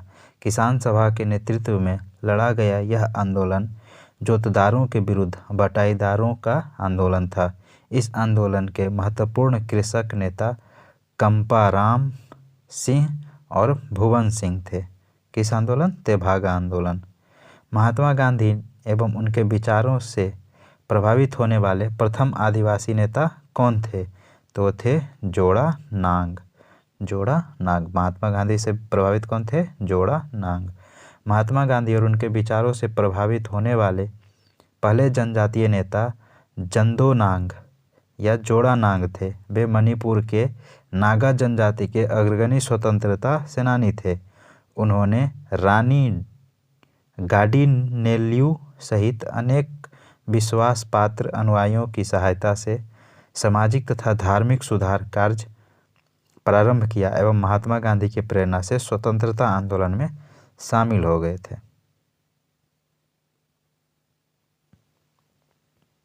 इनमें से वह प्रथम नेता कौन था जिसने भारत में मजदूर आंदोलन को संगठित किया था? तो वो थे एन.एम. लोखंडे। एन.एम. लोखंडे को मजदूरों का मसीहा बोला जाता है। नारायण मेघाजी लोखंडे भारत के प्रथम श्रम आंदोलन के अग्रदूत माने जाते हैं। उन्होंने न केवल 19वीं शताब्दी में कपड़ा मिल में काम कर रहे कामगारों की परिस्थितियों में सुधार के लिए प्रयास किया, अपितु जाति और सांप्रदायिक मुद्दों पर साहसी पहल के लिए भी उन्हें याद किया जाता है। भारत सरकार ने वर्ष 2005 में उनकी तस्वीर के साथ एक डाक टिकट भी जारी किया था एन.एम. लोखंडे पे। अब देखिए विद्रोह समाप्त हो गया। अब आधुनिक भारत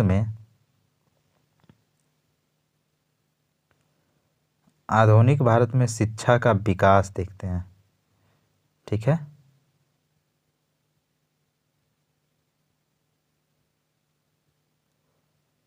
आधुनिक भारत में शिक्षा का विकास, थोड़ा सा इसको,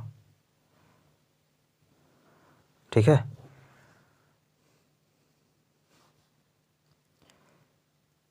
सत्रह ईस्वी में वॉरेन हेस्टिंग्स ने कलकत्ता में मदरसा की स्थापना किया। कब? 1780 में वॉरेन हेस्टिंग्स। इनके प्रथम प्रमुख नाजीन मौलवी मुइजुद्दीन थे। इस मदरसे में फारसी, अरबी, मुस्लिम कानून पढ़ाया जाता था और इसके स्नातक ब्रिटिश राज में दुभाषीय के रूप में सहायता करते थे। 1791 में बनारस के ब्रिटिश रेजिडेंट जोनाथन डंकन के प्रयत्नों के फलस्वरूप बनारस में एक प्रथम संस्कृत कॉलेज खोला गया, जिसका उद्देश्य हिंदुओं के धर्म, साहित्य और कानून का अध्ययन करना था। पेरिस के रॉयल एशियाटिक सोसाइटी की सदस्यता माइकल मधुसूदन दत्त को प्रदान की गई थी। वॉरेन हेस्टिंग्स के काल में चार्ल्स विलिंग्स ने भगवत गीता का प्रथम आंग्ल अनुवाद किया, जिसकी प्रस्तावना स्वयं वॉरेन हेस्टिंग्स ने लिखी। विल्किंस ने फारसी तथा बांग्ला मुद्रण के लिए ढलाई के अक्षरों का आविष्कार किया। हॉलहेड ने 1778 ईस्वी में संस्कृत व्याकरण प्रकाशित किया। Sir William Jones Warren Hastings के समय कलकत्ता उच्चतम न्यायालय के न्यायाधीश नियुक्त हुए। इनकी प्रेरणा पर 1784 ईस्वी में एशियाटिक सोसाइटी की स्थापना हुई एवं वे स्वयं इसके सभापति नियुक्त हुए। इस संस्था ने एशियाटिक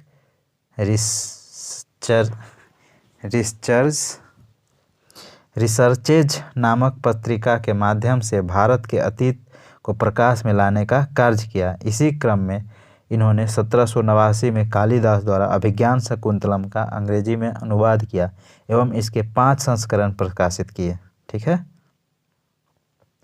1854 ईस्वी में के पश्चात शिक्षा के क्षेत्र में हुई प्रगति की समीक्षा करने के लिए 1882 ईस्वी में W. हंटर की अध्यक्षता में एक आयोग नियुक्त किया गया था। देखिए जो हंटर कमेटी है, ये हंटर 2 बार कमेटी किया गया था। एक तो शिक्षा से है संबंधित और दूसरा जो जालियांवाला बाग हत्याकांड हुआ था उसको जांच करने के लिए भी एक हंटर आयोग का गठन किया गया था। इस आयोग के रिपोर्ट के अनुसार, कहाँ से पढ़ रहे थे, इस आयोग की रिपोर्ट में प्राथमिक शिक्षा के सुधार एवं विकास पर विशेष जोर दिया गया था। राष्ट्रीय शिक्षा के क्षेत्र में सर्वप्रथम 8 नवंबर 1905 को रंगपुर नेशनल स्कूल की स्थापना हुई। ठीक है, किसकी? रंगपुर नेशनल स्कूल की स्थापना हुई। 16 नवंबर 1905 में कलकत्ता में एक सम्मेलन का आयोजन किया गया। इस सम्मेलन में राष्ट्रीय साहित्यिक, वैज्ञानिक और तकनीकी शिक्षा देने के लिए राष्ट्रीय शिक्षा परिषद नेशनल काउंसिल ऑफ एजुकेशन स्थापित करने का फैसला हुआ। कब? 16 नवंबर 1905 को। 15 अगस्त 1906 को राष्ट्रीय शिक्षा परिषद की स्थापना की गई। कब? अब पूछेगा राष्ट्रीय शिक्षा परिषद की स्थापना कब की गई थी, तो 15 अगस्त 1906 ईस्वी को। 1813 के चार्टर अधिनियम के तहत प्रति वर्ष शिक्षा के लिए 1 लाख रुपए खर्च करने की व्यवस्था की गई थी। सैडलर आयोग शिक्षा से संबंधित था। पूछे सैडलर आयोग किस चीज़ से संबंधित था, तो वो शिक्षा से संबंधित था। और 1813 के चार्टर एक्ट के तहत प्रति वर्ष शिक्षा के लिए 1 लाख रुपया खर्च करना था। वर्ष 1917 में सरकार ने कलकत्ता विश्वविद्यालय की संभावनाओं के अध्ययन तथा रिपोर्ट के लिए एक आयोग नियुक्त किया। Doctor M.E. सैडलर जो लीड्स विश्वविद्यालय के उपकुलपति थे, इसके अध्यक्ष नियुक्त किए गए। इस आयोग के सदस्य 2 भारतीय डॉक्टर आशुतोष मुखर्जी और डॉक्टर जियाउद्दीन अहमद भी थे। इस आयोग को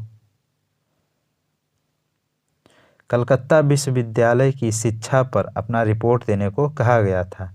इस आयोग का यह विचार था कि यदि विश्वविद्यालय शिक्षा का सुधार करना है तो माध्यमिक शिक्षा का सुधार आवश्यक है। भारतीय शिक्षा पद्धति में भाषा संबंधी विवाद पर अपना विवरण देने के लिए विलियम बेंटिक ने अपनी काउंसिल के विधि सदस्य लॉर्ड मैकॉले को लोक शिक्षा समिति का प्रमुख नियुक्त किया। मैकॉले ने भारत में शिक्षा हेतु अंग्रेजी भाषा का समर्थन किया। भारत के औपनिवेशिक काल में अधोमुखी निस्यंदन सिद्धांत the theory of downward filtration शिक्षा के क्षेत्र में संबंधित था। इस सिद्धांत का अर्थ था कि शिक्षा समाज के उच्च वर्ग को ही दी जाए। इस वर्ग से छन छन कर ही शिक्षा का असर जन सामान्य तक पहुँचे, यानी जो उच्च वर्ग के लोग हैं उन्हीं को शिक्षा देना चाहिए और बाकी जो निचले वर्ग के लोग हैं उनके पास इन सब से होता है ना कि छन के, इसको बोल सकते हो टपक के, जो शिक्षा पहुँचे वही सामान्य लोग के पास पहुँचे। भारत में आधुनिक शिक्षा प्रणाली का नींव 1835 ईस्वी के मैकॉले के स्मरण पत्र या जिसको बोलते हैं मैकॉले मिनट से पड़ी। मैकॉले ने भारतीय रीति रिवाजों के लिए अपना तिरस्कार इन शब्दों में व्यक्त किया: यूरोप से एक अच्छे पुस्तकालय की एक अलमारी का एक कक्ष भारत और अरब के समस्त साहित्य के लिए मूल्यवान है। मतलब कि यूरोप के जो पुस्तकालय है उसका एक अलमारी का एक कक्ष, एक अलमारी जो होता है ना उसका एक कक्ष, यानी एक कक्ष में जो भी किताब है वो ज़्यादा मूल्यवान है। किससे? भारत और अरब के समस्त साहित्य से। लॉर्ड विलियम बेंटिक के काल में 7 मार्च 1835 को प्रस्ताव द्वारा मैकॉले का दृष्टिकोण अपना लिया गया। Governor general Lord William Bentinck 1828 से 35 ईस्वी के शासनकाल में 7 मार्च 1835 ईस्वी को लॉर्ड मैकॉले के प्रस्ताव को स्वीकृत कर भारत में अंग्रेजी को उच्च शिक्षा का माध्यम मान लिया गया। भारत में अंग्रेजी शिक्षा का मैग्ना कार्टा कहे जाने वाले 1854 के चार्ल्स वुड के डिस्पैच, देखिए भारत में अंग्रेजी शिक्षा का मैग्ना कार्टा किसे कहा जाता है? चार्ल्स वुड डिस्पैच को आधार मानकर लंदन विश्वविद्यालय के तर्ज पर ब्रिटिश भारत में 3 विश्वविद्यालय कलकत्ता, मद्रास एवं बम्बई की स्थापना 1857 में की गई। D.K. कर्बे ने के प्रयत्नों से बम्बई में प्रथम महिला विश्वविद्यालय की स्थापना हुई। किसके प्रयत्न से? D.K. कर्बे के प्रयत्न से बम्बई में पहला महिला विश्वविद्यालय की स्थापना हुई। ये महाराष्ट्र के समाज सुधारक एवं सामाजिक कार्यकर्ता थे। इन्होंने विधवाओं के उत्थान के लिए विधवा विवाह प्रतिबंध निवारक मंडली की भी स्थापना की थी। 1896 ईस्वी में इन्होंने पूना में विधवा गृह की स्थापना की थी। इन्होंने स्वयं एक ब्राह्मणी विधवा से विवाह किया था। ब्राह्मणी विधवा से विवाह किया था। वर्ष 1958 में इन्होंने भारत रत्न प्रदान किया था। वर्ष 1958 में इन्हें भारत रत्न प्रदान किया गया। डेक्कन एजुकेशनल सोसाइटी की स्थापना मूलतः न्यू इंग्लिश स्कूल के प्रारंभ 1880 के साथ पुणे में की गई थी तथा 1884 ईस्वी में डेक्कन एजुकेशन सोसाइटी औपचारिक रूप से गठित की गई। इस संस्था के संस्थापकों में बीके चिपलुंकर, बीजी तिलक, गणेश वासुदेव अयंगर एवं ए.बी. नामजोशी प्रमुख थे। राजा राम मोहन राय आधुनिक शिक्षा के सबसे प्रारंभिक प्रचारकों में से एक थे। 1817 ईस्वी में इन्होंने डेविड हेयर एवं अलेक्जेंडर डफ के साथ मिलकर कलकत्ता में प्रसिद्ध हिंदू कॉलेज की स्थापना की थी। मेयो कॉलेज की स्थापना 1875 ईस्वी में अजमेर में, मुस्लिम एंग्लो ओरिएंटल कॉलेज की स्थापना 1875 में अलीगढ़ में एवं दिल्ली कॉलेज की स्थापना 1824 ईस्वी में हुई थी। भारतीय विश्वविद्यालयों में धार्मिक शिक्षा के लिए मदन मोहन मालवीय ने प्रबल रूप से वकालत की थी। इन्होंने वर्ष 1916 में बनारस हिंदू विश्वविद्यालय की स्थापना की और वर्ष 1919 से 1939 तक इसके कुलपति बने रहे। इन्होंने Hindustan, the Indian Union, Abhyudaya, Maryada नामक पत्र पत्रिकाएं प्रकाशित किए। अब प्रश्न है इसका कि भारत में प्रथम मदरसा कहाँ स्थापित किया गया था? तो मदरसा सबसे पहले कलकत्ता में स्थापित किया गया था। 1780 में वॉरेन हेस्टिंग्स ने कलकत्ता में मदरसा की स्थापना किया था। एशियाटिक सोसाइटी ऑफ बंगाल के संस्थापक कौन थे? तो एशियाटिक सोसाइटी ऑफ बंगाल के संस्थापक सर विलियम जोन्स थे। 1784 ईस्वी में हेस्टिंग्स के सहयोग से हेस्टिंग्स के सहयोग से सर विलियम जोन्स ने एशियाटिक सोसाइटी ऑफ बंगाल की स्थापना की ताकि एशिया के सामाजिक तथा प्राकृतिक इतिहास, पुरातत्व संबंधी कला, विज्ञान तथा साहित्य का अध्ययन किया जा सके। 1791 ईस्वी में बनारस में ब्रिटिश रेजिडेंट जोनाथन डंकन के प्रयत्नों के फलस्वरूप बनारस में एक प्रथम संस्कृत कॉलेज खोला गया था।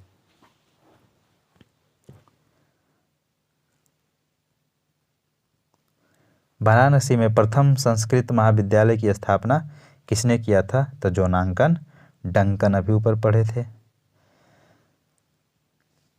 बंगाल की एशियाटिक सोसाइटी की स्थापना वॉरेन हेस्टिंग्स के काल में हुई थी और उसने सर विलियम जोन्स के पक्ष में उक्त विद्वत संस्था की अध्यक्षता का प्रस्ताव अस्वीकार कर दिया था। मुझे तो नहीं लगता है। वॉरेन हेस्टिंग्स स्वयं एक उद्भट विद्वान तथा प्राच्य विद्या का प्रखर समर्थक था, जो संस्कृत, फारसी और अरबी के अध्ययन को प्रोत्साहित करना चाहता था। तो इसका आंसर हो जाएगा, दोनों सही है और आर और एक ही सही व्याख्या करता है। ठीक है। वॉरेन हेस्टिंग्स 1785 ईस्वी के दौरान बंगाल का गवर्नर जनरल था। वह स्वयं एक बहुत उभट विद्वान तथा प्राच्य विद्या प्रखर समर्थक था। संस्कृत, फारसी और अरबी के अध्ययन को प्रोत्साहित करता था। इसके सहयोग और समर्थन से ही 1784 ईस्वी में बंगाल में एशियाटिक सोसाइटी की स्थापना हुई थी। यद्यपि उसने सर विलियम जोन्स के पक्ष में इस संस्था की अध्यक्षता का प्रस्ताव अस्वीकार कर दिया था। Charles बिलिंकन्स, नाथानियल हेल्हेड,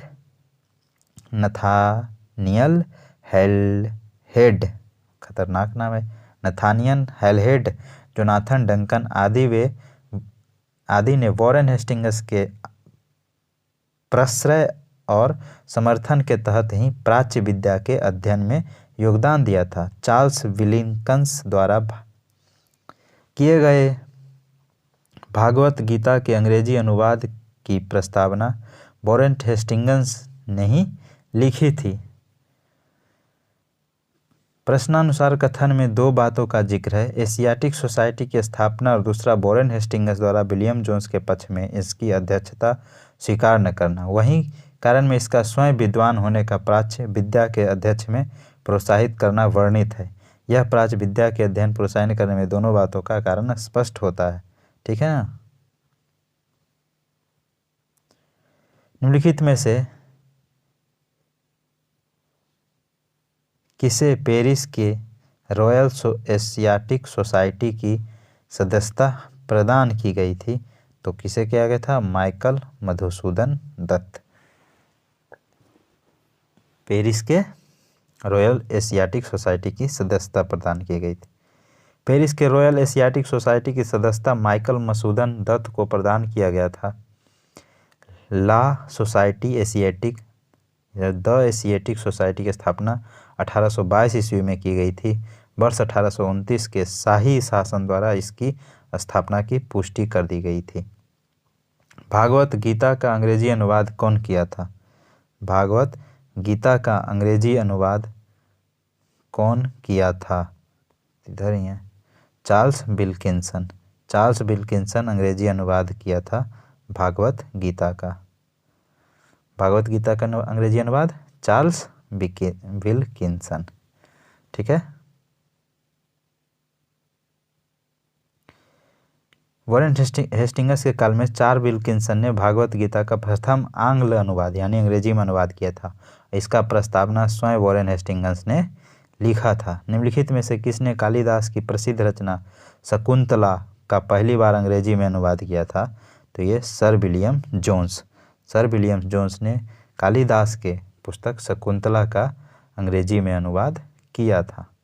sir William Jones Warren Hastings के समय कलकत्ता उच्चतम न्यायालय के न्यायाधीश नियुक्त हुए। इनकी प्रेरणा पर 1784 ईस्वी में एशियाटिक सोसाइटी की स्थापना हुई एवं वे स्वयं इसके सभापति नियुक्त हुए। इस संस्था ने एशियाटिक रिसर्चेज नामक पत्रिका के माध्यम से भारत के अतीत में प्रकाश लाने का कार्य किया। इसी क्रम में उन्होंने 1789 ईस्वी में कालिदास रचित अभिज्ञान शकुंतलम का अंग्रेजी में अनुवाद किया एवं इसके 5 संस्करण प्रकाशित किए। स्वतंत्रता पूर्व अवधि में ब्रिटिश सरकार द्वारा भारत में आधुनिक शिक्षा के प्रसार का मुख्य उद्देश्य क्या था? उसका मुख्य उद्देश्य था छोटे प्रशासनिक पदों पर नियुक्ति हेतु शिक्षित भारतीयों का आवश्यकता। जो छोटे छोटे पद थे, अगर भारत शिक्षित नहीं रहेगा तो फिर एक दूसरे से कम्युनिकेशन करना भी मुश्किल हो जाएगा। इसलिए वह भारतीयों को थोड़ा इतना शिक्षित कर देना चाहते थे जिससे कि उनका काम अच्छे से निकल जाए। ब्रिटिश राजा द्वारा भारत में अंग्रेजी शिक्षा का प्रसार करने के पीछे मुख्य कारण था प्रशासन का खर्च कम करने की चिंता। इसके लिए सरकार शिक्षित भारतीयों की संख्या बढ़ाना चाहती थी जिससे प्रशासन और ब्रिटिश व्यावसायिक प्रतिष्ठानों की छोटे कर्मचारियों की और बढ़ती हुई ज़रूरतों को पूरा किया जा सके। ब्रिटिश सरकार के किस अधिनियम ने सबसे पहली बार भारत में शिक्षा के लिए 1 लाख रुपए की बात कहे थे? तो वो कहा था चार्टर एक्ट 1813।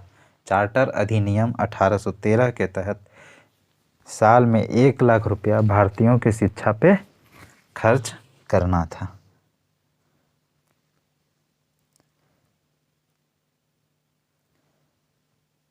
(1813) के चार्टर अधिनियम के तहत कंपनी ने पहली बार शिक्षा के प्रति सरकारी उत्तरदायित्व उठाया। प्रति वर्ष शिक्षा के लिए 1 लाख रुपया खर्च करने की व्यवस्था की गई थी।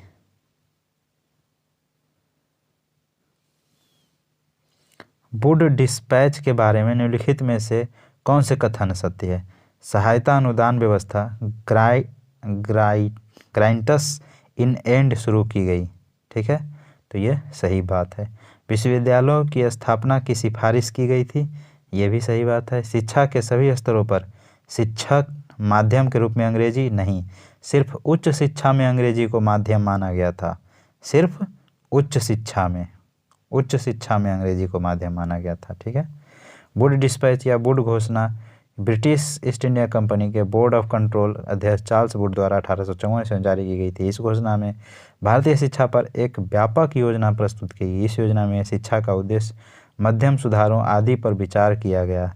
इस घोषणा पत्र को भारत में अंग्रेजी शिक्षा का मैग्ना कार्टा कहा जाता है। प्रस्ताव में सरकार ने के पश्चात शिक्षा के प्रसार को अपना उद्देश्य बनाया। उच्च शिक्षा को अंग्रेजी भाषा के माध्यम में दिए जाने पर बल दिया गया, परंतु साथ ही देसी भाषा के विकास को भी महत्व दिया गया। इस घोषणा पत्र के अनुसार लंदन विश्वविद्यालय के आधार पर कलकत्ता, बम्बई और मद्रास तीनों प्रेसिडेंसियों में एक एक विश्वविद्यालय की स्थापना की व्यवस्था की गई। इसमें इस बात पर बल दिया गया कि सरकारी शिक्षण संस्थानों में दी जाने वाली शिक्षा धर्मनिरपेक्ष हो। शिक्षा के क्षेत्र में निजी प्रयत्नों को प्रोत्साहित करने के लिए अनुदान सहायता की पद्धति चलाने की सिफारिश भी की गई थी। ठीक है। चार्ल्स वुड का आदेश पत्र निम्नलिखित में से किससे संबंधित था? तो ये शिक्षा से संबंधित था। वुड घोषणा पत्र बोर्ड ऑफ कंट्रोल अध्यक्ष चार्ल्स वुड द्वारा 19 जुलाई 1854 को जारी किया गया। इस घोषणा पत्र में भारतीय शिक्षा पर एक व्यापक योजना प्रस्तुत की गई थी, जिसे वुड का डिस्पैच कहा गया। 100 अनुच्छेदों वाले इस प्रस्ताव में शिक्षा के उद्देश्य, माध्यम, सुधारों आदि का विचार किया गया था। इस घोषणा पत्र को भारत में अंग्रेजी शिक्षा का मैग्ना कार्टा भी कहा जाता है। प्रस्ताव में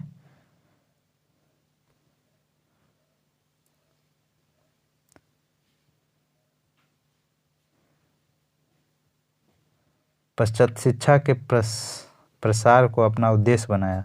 उच्च शिक्षा को अंग्रेजी भाषा के माध्यम से दिए जाने पर बल दिया गया, परंतु साथ ही देसी भाषा के विकास को भी महत्व दिया गया। इसके अनुसार लंदन विश्वविद्यालय के आधार पर कलकत्ता, बम्बई और मद्रास में एक एक विश्वविद्यालय की स्थापना की गई।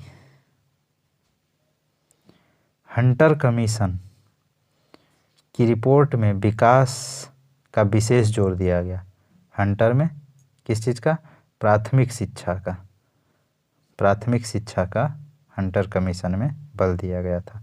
1854 ईस्वी के पश्चात शिक्षा के क्षेत्र में हुई प्रगति की समीक्षा करने के लिए 1882 ईस्वी में लॉर्ड रिपन ने W. हंटर की अध्यक्षता में एक प्रथम भारतीय शिक्षा आयोग नियुक्त किया। इस आयोग के रिपोर्ट में प्राथमिक शिक्षा के सुधार एवं विकास पर विशेष जोर दिया गया था। ठीक है। प्रथम भारतीय शिक्षा आयोग की नियुक्ति किसने और किस वर्ष की थी? प्रथम भारतीय शिक्षा आयोग की नियुक्ति किसने और किस वर्ष की थी? लॉर्ड रिपन ने 1882 ईस्वी में। प्रथम भारतीय शिक्षा आयोग कौन थे? W. हंटर।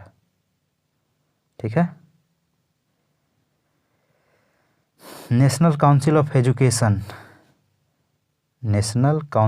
ऑफ एजुकेशन की स्थापना कब की गई थी? तो इसका स्थापना 15 अगस्त 1906 को किया गया था। राष्ट्रीय शिक्षा के क्षेत्र में सर्वप्रथम वर्ष 1905 के रंगपुर नेशनल स्कूल की स्थापना हुई।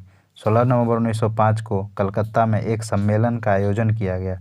इस सम्मेलन में राष्ट्रीय साहित्यिक, वैज्ञानिक और तकनीकी शिक्षा देने के लिए राष्ट्रीय शिक्षा परिषद नेशनल काउंसिल ऑफ एजुकेशन स्थापित करने का फैसला हुआ। 15 अगस्त 1906 को राष्ट्रीय शिक्षा परिषद की स्थापना की गई। सैडलर आयोग संबंधित था। सैडलर आयोग किससे संबंधित था? तो सैडलर आयोग शिक्षा से संबंधित था, है ना। शिक्षा हो जाएगा।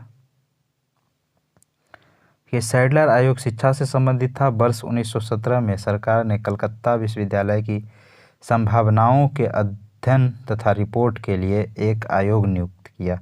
Doctor M.E. सैडलर, जो लीड्स विश्वविद्यालय के उपकुलपति थे, इसके अध्यक्ष नियुक्त किए गए। इस आयोग का यह विचार था कि यदि विश्वविद्यालय शिक्षा का सुधार करना है तो माध्यमिक शिक्षा का सुधार आवश्यक है। इसने वर्ष 1904 के विश्वविद्यालय अधिनियम की कड़ी निंदा की और यह भी बताया कि इससे कॉलेज तथा विश्वविद्यालय शिक्षा का ठीक ठीक समन्वय नहीं हो सकता है। कौन? सैडलर साहब बोले थे। शिक्षा के सुधार हेतु ब्रिटिश सरकार ने सैडलर विश्वविद्यालय आयोग कब नियुक्त किया था? तो इन्होंने 1917 में। और इसको रिलेट कीजिए 1917 में कौन सा आंदोलन हुआ था? बताइए, गांधी जी किए थे। 1917 में कौन सा आंदोलन हुआ था? कमेंट बॉक्स में जवाब दीजिए। 1902 में ईस्वी में लॉर्ड कर्जन ने 2 भारतीय सदस्यों को सम्मिलित करते हुए एक विश्वविद्यालय आयोग गठित किया। वे कौन थे? तो सैयद हुसैन बिलग्रामी और न्यायमूर्ति गुरुदास बनर्जी। न्यायमूर्ति गुरुदास बनर्जी।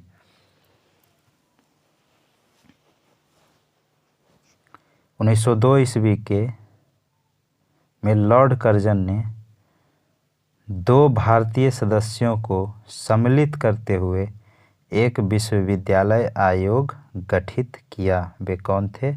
सैयद हुसैन बिलग्रामी और न्यायमूर्ति गुरुदास बनर्जी।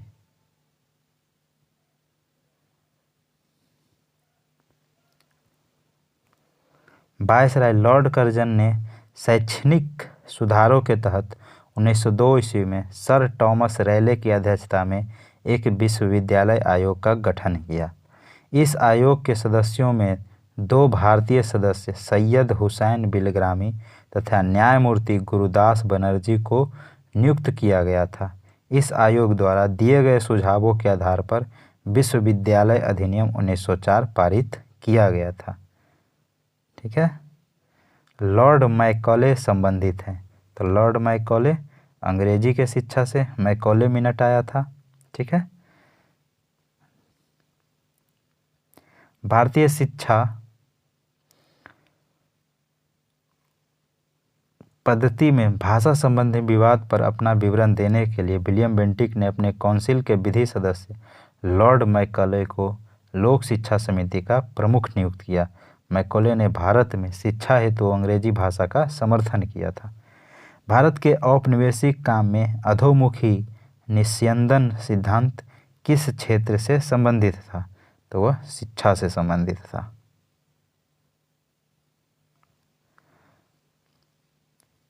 भारत के औपनिवेशिक काल में अधोमुखी निस्यंदन सिद्धांत the theory of downward filtration शिक्षा के क्षेत्र से संबंधित था। इस सिद्धांत का अर्थ था कि शिक्षा समाज के उच्च वर्ग को ही दिया जाए।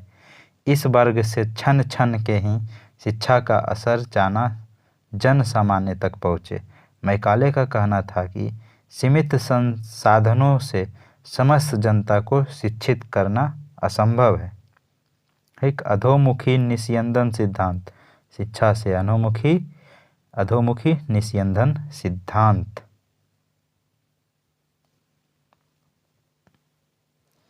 भारत के शैक्षणिक नीति में फिल्ट्रेशन थ्योरी के प्रतिपादक कौन थे? तो मैकॉले। फिल्ट्रेशन थ्योरी के प्रतिपादक कौन थे? मैकॉले। भारत में आधुनिक शिक्षा प्रणाली की नींव किससे पड़ी? भारत में आधुनिक शिक्षा प्रणाली की नींव 1835 के मैकॉले के स्मरण पत्र, इसको मैकॉले मिनट भी बोलते हैं, 1835 में। भारत में आधुनिक शिक्षा प्रणाली की नींव 1835 में मैकॉले के स्मरण पत्र से पड़ी। ठीक है। मैकॉले ने भारतीय रीति रिवाज के लिए अपना तिरस्कार शब्दों में व्यक्त किया कि यूरोप के अच्छे पुस्तकालय की एक अलमारी का एक कक्ष भारत और अरब के समस्त साहित्य से अधिक मूल्यवान है। लॉर्ड विलियम बेंटिक के काल में 7 मार्च 1835 के प्रस्ताव द्वारा मैकॉले का दृष्टिकोण अपनाया गया था।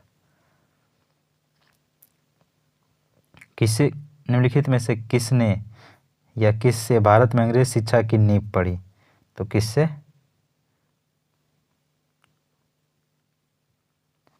यहाँ से देख लेते हैं। ईस्ट इंडिया कंपनी ने ओरिएंटल शिक्षा की प्रचलित प्रणाली को हतोत्साहित किया तथा पश्चिमी शिक्षा और अंग्रेजी भाषा को बढ़ावा दिया। 1813 के चार्टर अधिनियम में भारत में शिक्षा के प्रसार के लिए प्रति वर्ष 1 लाख रुपए 1,00,000 रुपये खर्च करने की प्रावधान को अपनाया। 1823 में general committee of public infrastructure का गठन किया गया, जिसकी जिम्मेदारी शिक्षा के लिए 1,00,000 रुपये देने की थी। समिति में 10 यूरोपीय सदस्य शामिल थे। इसके बाद governor general Lord William Cavendish Bentinck के शासनकाल में 7 मार्च 1835 को लॉर्ड मैकलको के प्रस्ताव को स्वीकृत कर भारत में अंग्रेजी शिक्षा को उच्च शिक्षा का माध्यम मान लिया गया।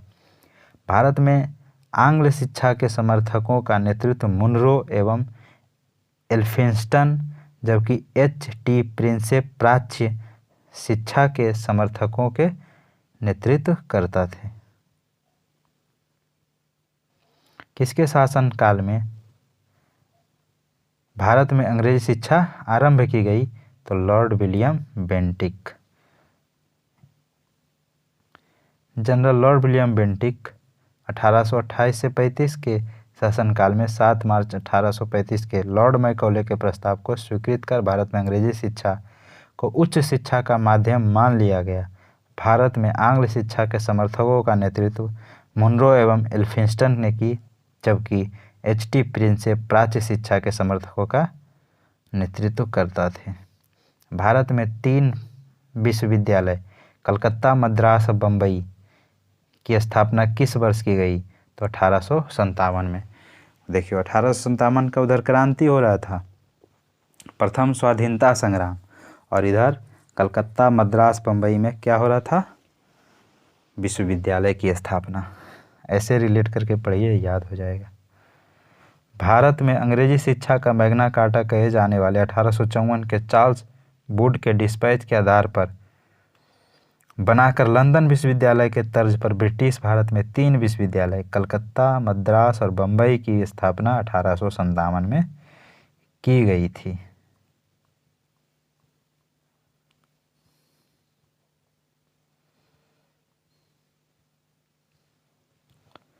किसके सतत प्रयत्नों से बम्बई में पहला महिला विश्वविद्यालय की स्थापना हुआ था? तो इसका ऑप्शन D.K. कर्बे। D.K. कर्बे के प्रयास से बम्बई में प्रथम महिला विश्वविद्यालय की स्थापना की गई थी।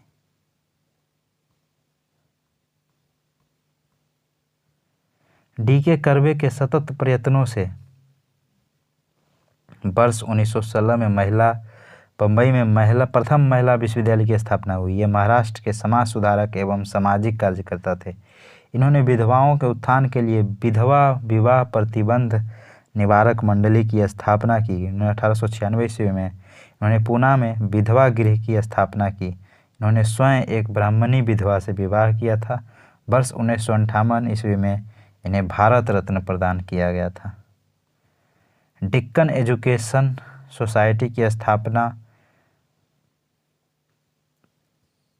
से कौन संबंधित था? डेक्कन एजुकेशन सोसाइटी की स्थापना से कौन संबंधित था? तो बीजी तिलक, बाल गंगाधर तिलक। किससे? डेक्कन एजुकेशन सोसाइटी की स्थापना।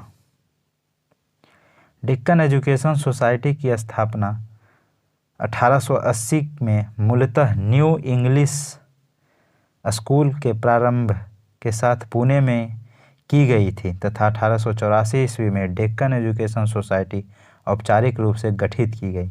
इस संस्था के संस्थापकों में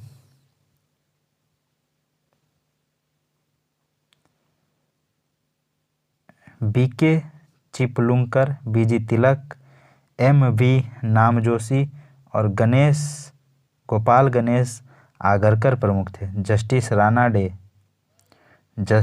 रानाडे इस सोसाइटी के संस्थापक नहीं बल्कि इसके 5 संरक्षकों में से एक थे।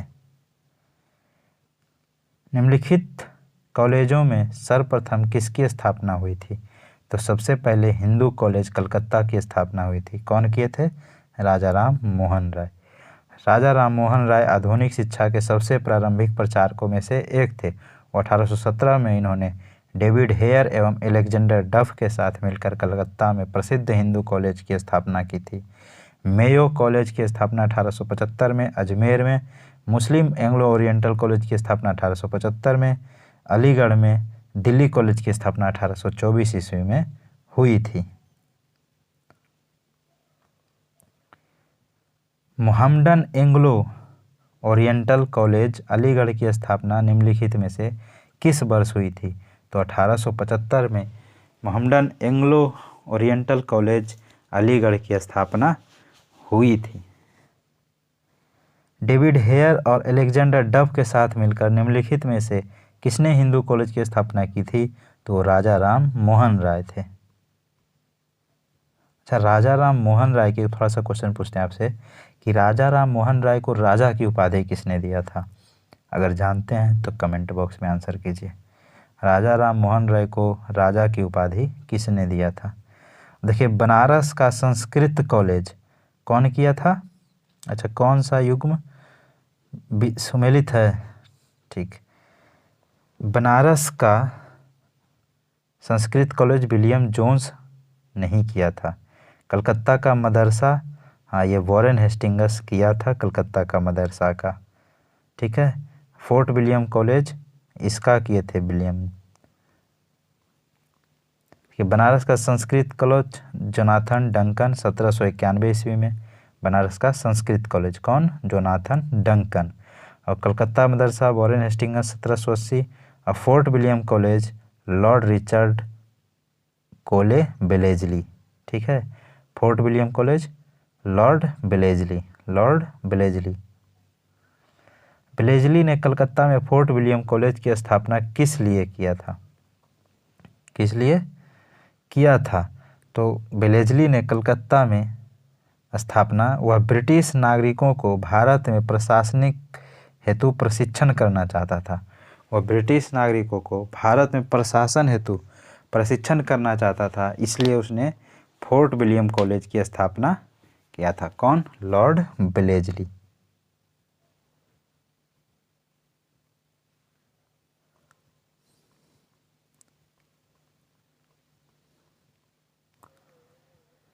कलकत्ता में ईस्ट इंडिया कंपनी के तत्कालीन गवर्नर जनरल बेलेजली द्वारा 10 जुलाई 1800 को फोर्ट विलियम कॉलेज की स्थापना किया था। ठीक है, इस कॉलेज की स्थापना का मुख्य उद्देश्य ब्रिटिश सिविल सेवकों को भारत में प्रशासन हेतु फारसी और हिंदुस्तानी भाषा की शिक्षा देना था। फोर्ट विलियम कॉलेज के संदर्भ में कौन सा कथन सत्य है?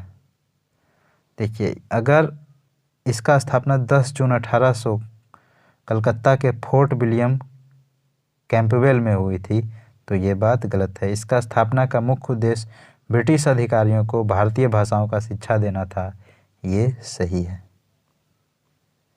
निम्नलिखित में से किसने भारतीय विश्वविद्यालयों में धार्मिक शिक्षा के लिए प्रबल रूप से वकालत की थी? निम्नलिखित में से किसने भारतीय विश्वविद्यालय में धार्मिक शिक्षा के लिए प्रबल वकालत किए थे? मदन मोहन मालवीय। फिर 1916 में BHU का स्थापना। भारतीय विश्वविद्यालय में धार्मिक शिक्षा के लिए मदन मोहन मालवीय ने प्रबल रूप से वकालत की थी। मदन मोहन मालवीय अग्रणी राष्ट्रवादी देशभक्त थे। वे आरंभ में एक स्कूल अध्यापक तथा बाद में व्यवसाय से वकील रहे। बनारस हिंदू विश्वविद्यालय का शिलान्यास निम्न में से किसने किया था? तो कौन किया था? Lord Hardinge. कौन किया था? लॉर्ड हार्डिंग ने किया था। बनारस हिंदू विश्वविद्यालय का शिलान्यास 4 फरवरी 1916 को बसंत पंचमी के दिन तत्कालीन वायसराय लॉर्ड हार्डिंग द्वारा किया गया था। अभी भी सरस्वती जी का बहुत बड़ा मूर्ति लगा हुआ है BHU में, मेन कैंपस में, बीच रास्ते पे। कभी गए होगे तो देखे होगे। निम्नलिखित में से किसे सर्वप्रथम केंद्रीय विश्वविद्यालय घोषित किया गया है? तो बनारस हिंदू विश्वविद्यालय को सबसे पहले सेंट्रल यूनिवर्सिटी का दर्जा दिया गया था। दिए गए केंद्रीय विश्वविद्यालयों में से बनारस हिंदू विश्वविद्यालय को सबसे पहले केंद्रीय विश्वविद्यालय का दर्जा प्रदान किया गया था। इसका स्थापना का श्रेय 1916 में मदन मोहन मालवीय को जाता है। अब आधुनिक भारत में प्रेस का विकास, इसको हम अगले वीडियो में करेंगे। और प्लीज़ पूरा वीडियो देखिए और जो भी कमेंट करने बोलते हैं, क्वेश्चन पूछते हैं, उसका जवाब उसी टाइम दे दीजिए। थोड़ा सा फ़ोन सीधा कीजिए और उसका आंसर दे दीजिए। इससे क्या होगा कि आपको वो क्वेश्चन तो हमेशा के लिए याद हो जाएगा अगर आप कमेंट में आंसर देते हैं तो। और सेशन अच्छा लगता है तो लाइक, शेयर, सब्सक्राइब कीजिए। अगर नया है तो सब्सक्राइब कर लीजिए और अपने दोस्तों को भी बताइए। और सब लोग कम से कम एक ग्रुप में तो ज़रूर शेयर करेगा। ये नया पॉलिसी आज से सब लोग एक ग्रुप में शेयर करेंगे, ठीक है। तो आज रहने देते हैं इतना ही। जय हिंद।